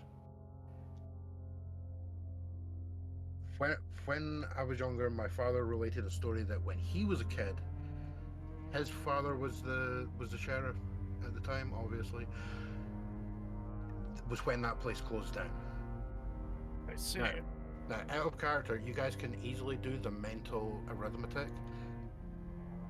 Timeline-wise, this would put this at roughly sometime in the middle of the 1870s. Right? That's where you would guesstimate he's talking about. He's talking about back in the 1870s. So he tells me this story about the place and why you should never go up there is because his father was not a man to shake. He would die before you shake this guy. He'd seen some shit. He fought in the Civil War and other stuff beforehand, right? He went into that house, told everyone that was up there with whatever went on to not go in the bathroom, and then walked out. And that house has been sealed. This was when George killed himself. Oh. You know that it's the George plantation, yeah? Like, funnily enough, this is information you wouldn't get from the map because it's just an unnamed plantation. But he's telling you this is the George plantation. So, what I'm aware of is apparently this guy, he goes nuts after the collapse of the stables. I think that's the building there, and he gestures back up, the building in front that's collapsed. Some kind of stable. Bunch of people died, and his business went south. Now, from what I hear, the business was already going south, I'm not sure. He came into money, he tried to rebuild everything after the Civil War, you know, that whole thing with slavery stuff. Suddenly you're not allowed to own people. He took bad to that. So, you know, place shuts down basically. He tries to get it back up, bunch of bad stuff happens. It ends up with him killing his wife. And so, I mean, I'm assuming his wife that was in the bathroom. Something bad. Then he goes and hangs himself in the tree. And you guys do notice that over the top of the building, you can see the top of this rather sizable tree behind the house.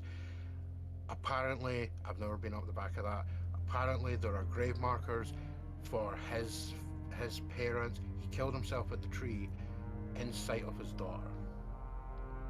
She apparently went mad, got like sent off to live with parents, I don't know, probably in Boston or something. I don't know the ins and outs. Bad shit went on there. The only part of that entire property that's still used is the little, and he points just beyond where like the edge of the village is to, you're now into the grounds of the plantation. there's a small fenced-in area that's got a bunch of grave markers. That is the only area that's used. People will not go anywhere nearer the house. Okay. Bad Well, shit. My other question would be, is that horse, the carriage, where exactly was it located at? He looks to Mark and asks, "Where exactly did you find it?" And he back, and he basically explains it's like about it would be 20 minutes by horse outside of the town. Just beyond, there are like a set of sort of hilly, there's a bit of a hilly terrain around it. And the way he describes it is like, you go a little bit outside of the village, there's some hills, it was round the back of that. Yeah, that's where I guess I'm going to be looking first then, potentially.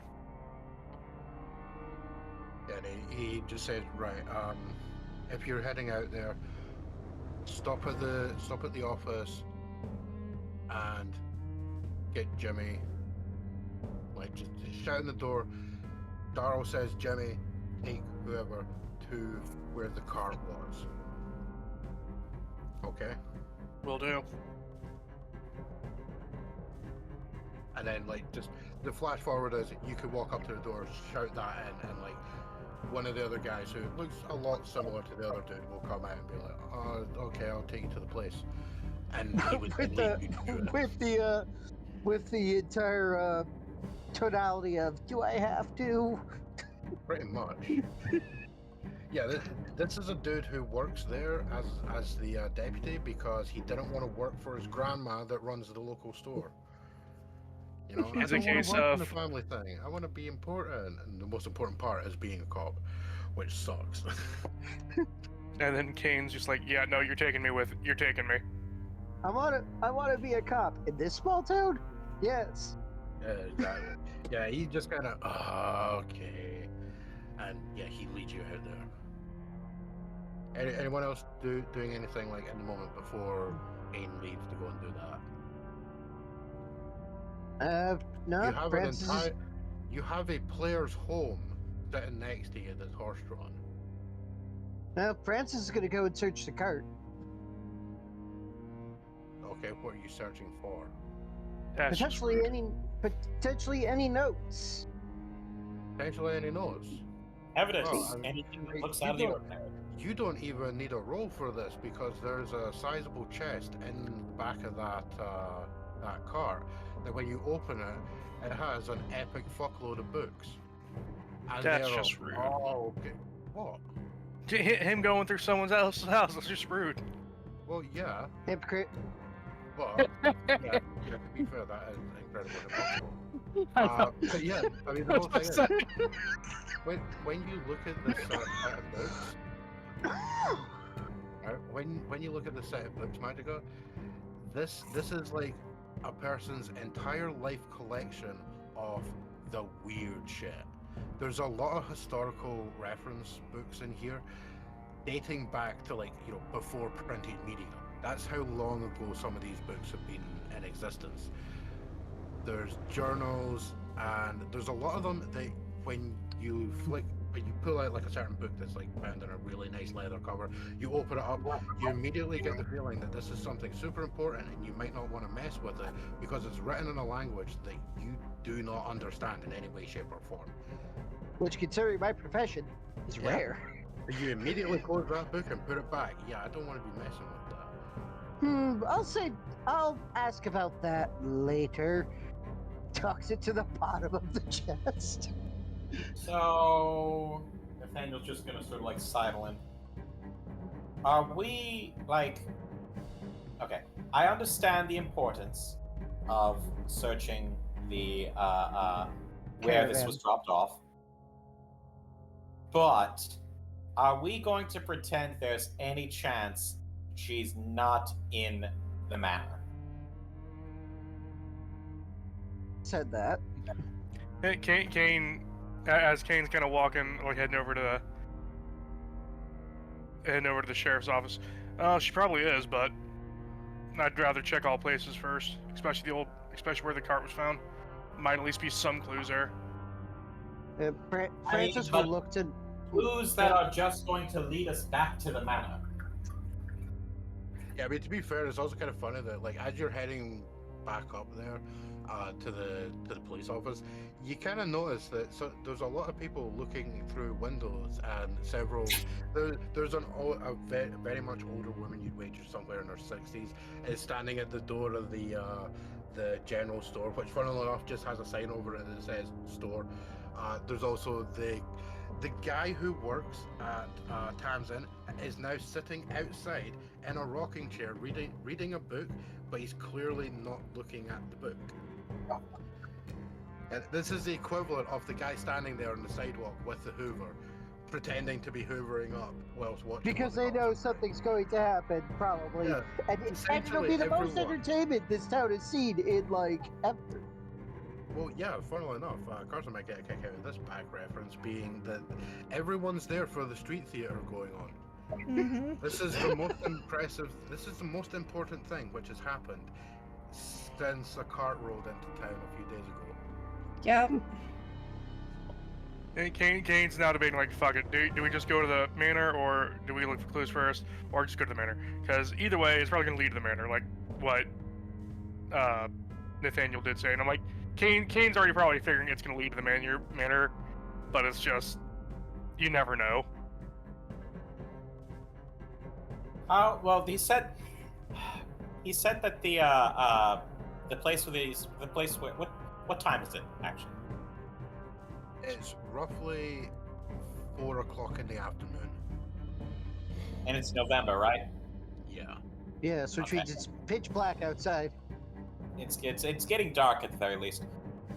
I don't want us to investigate the possibly haunted manor at night. That just seems like a bad idea. It is. Yeah, Oh, Darrell confirm. Darrell looks around the group and says, much as though I would hazard to stay the fuck away from that place, there's no point in me trying to force that issue. Go and get rooms at the inn, check it out tomorrow, because we basically closed down at 7. Oh. It's just always been a thing. 7 basically, it was effectively the end of the workday. Like, it's an old superstition. And also just the fact that when it comes to trying to search where the card was found, again, He broke up. we'd be searching out in the muddy heath in the darkness. In a frozen muddy heath in the darkness. Darrell literally gestures to Nathaniel like, yes. You've got a fair point. And you are about the only person with a flashlight.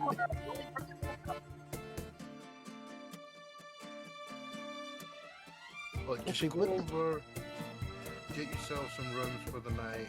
If you want, I'll ask Margaret to give you a decent deal.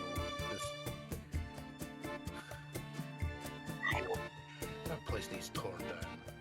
And he just kind of like, it's that way that, like, he just kind of like picks at some stones on the ground. This is if I could shoot back to my job. This is if I could launch a Claymore missile at this thing, I would. No, because Claymore missile wouldn't do anything. Yeah, I think the word you're looking for is tomahawk. That thing, yes. Yeah. Whatever mortars used to use back then. If we're talking about if we're talking about mortars, you are aware of the fact that a mortar would take out an M1. Yes. Because mortars fired big ass rocks.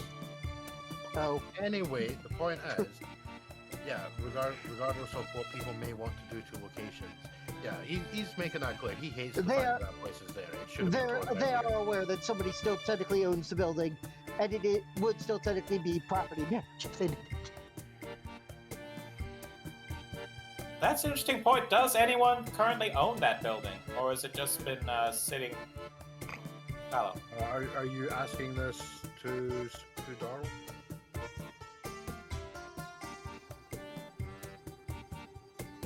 Bueller? I preempted you. I mean, I started back. saying it. Yeah, I didn't hear an answer on that, Nathaniel. Or did his internet finally die? Might have. Maybe so. Well, All right, Francis well, will on- ask that at any rate. Yeah, well, on the assumption of that, Darrell would basically say, well, from what I know, the daughter, like, she was taken when she went off to live with relatives in Boston. Maybe she's got descendants who still own the place. I don't So know. the answer is you don't know. Juju around is bad enough that you won't go near it either way. Look, anytime I've headed up there, it feels weird.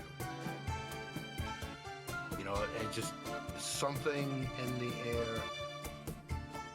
The place just it feels like something's going on. You know, he kind of glasses right. He ends up focusing on Cain and just look at him like. You ever been to a place where a lot of bad stuff's happened and you can feel it? I mean, yes, it's happened to us recently. He's not looking at you, he's looking at Cain. I think he Or went did- AFK. Yeah, I was about to say that. Did Cain say he was going to AFK? Alright, well, yeah, so it's just like, yeah, if you've been to a place like that and you can feel that something is different, Mhm. like old sites of battles that were really brutal and that, you know, places like the animals don't go there. You can tell that something is off. Yeah, a place that's so Yeah. And it's what Darrell's saying, like, yeah. As I say, whatever went down there, bad. Which is why I really have it checked off, you know, no one goes there. Just, if you're heading up there tomorrow, I would preferably say, be careful. You're all grown adults. However, you lot go missing, that's my problem. And I don't want problems. I'm happy with this place being quiet, even in the shadow of that shithole. I was meaning to ask before mysterious voices interfered. Who currently owns the building? Right, yeah, we were going on the basis that was the question, because that's where everything died. He informs you that the daughter of Georgie's daughter survived. She went off to live with family in Boston. So he doesn't know if it's technically hers if she's still around, or possibly descendants that own the place. However, he will also mention after the other part, he'll say, look, if you want to know anything more about the house, you may want to talk to Earl Tamsworth. He was quite young when this stuff happened, right? Okay, so it's somewhat in dispute who owns it. Nobody's like actively claiming it currently. Yeah, no one's actively claiming it, but he's basically saying if you want this for a fact, go speak to basically currently the second last descendant of the family that founded this village. Gotcha. And he will also point out a house that is a lot nicer than the surrounding houses. It's a little bit bigger, kept in a bit more of a nicer state. Which is, he refers, that's the Tamsworth house. I wouldn't go there now. I mean, you might be lucky, and you know, if you're over in the inn, Earl might be coming out for a drink later on this evening. I don't know. He usually does, but sometimes he doesn't. You know, his health is definitely heading out. But he's probably the best guy to speak to about that, because he witnessed whatever it was that went on up in that house.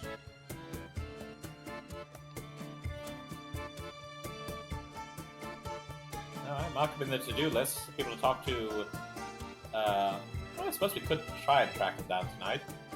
It's 4 o'clock. Town doesn't close until 7. Well, if you want to attempt to speak to Earl, like Stephen's told you where the house is. You can walk over and knock on the door if you want to. What do you gents back. think? What did I miss? The information that the ownership of the plantation house is somewhat in question, but the person that would know, town founder, well, not the town founder, but descendant of the town founder, Earl Tamsworth, is kicking around the town, and the sheriff has pointed out where the house is. He's also implying that you guys should definitely not go and mess with the house unless you have daylight. But we can go and mess around with Earl anytime. So I'm suggesting we go do that now. What do y'all think? Yeah, he has implied that it may be a bad idea considering the guy's health is going down, and I the implication is he seems to be more active than he. I think only one of us should go as to not cause too much excitement.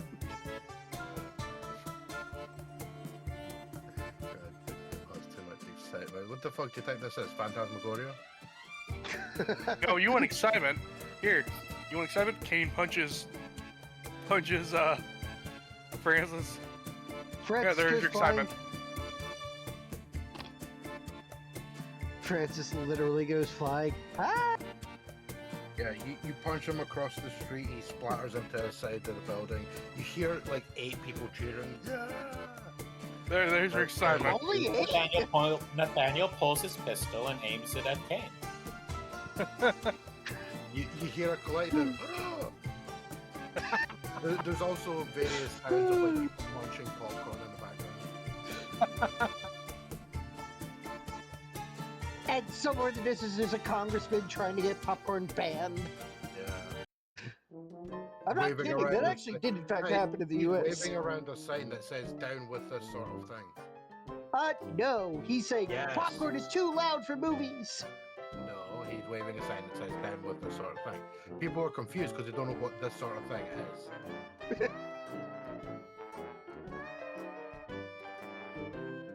Cain? You? Describe it. I did. That said, it is coming close to our time, so I will have to bounce. We will, unfortunately, we will end it here. And go for the next week. We will be looking for. Well, we'll be Hello, talking to the guys. mayor and looking for the person who is behind the picture that will be joining us, hopefully, as a member of the Waystone Mysteries. Sadly, we could not get her in at this point in time. But It's what happens. it is what happens. But With- that's what you get when you're last. when you're waiting to be shown in and played and get to That, play. or it's just a case of it's what happens when PCs go on a ramble for what was it? Almost 10 minutes straight about blue lilies. And the That was longer than 10 minutes. and the PC who usually brings everything in just isn't here. That would be Yeah. hell. So, thank you all for being This here. stopped us. This was the Tamsworth mystery that we just started. Let's see how things go. And where is Velma? Where is she? Looking for her glasses. Maybe. At least for a Let's give it kitty. one more Scooby-Doo reference. Anyway, Anyway, good night, everybody. this is KarsaKKWx. Karsa's my name. KKWX is my empire. Signing off with Waystone Mysteries. Until next time, goodbye. Damn.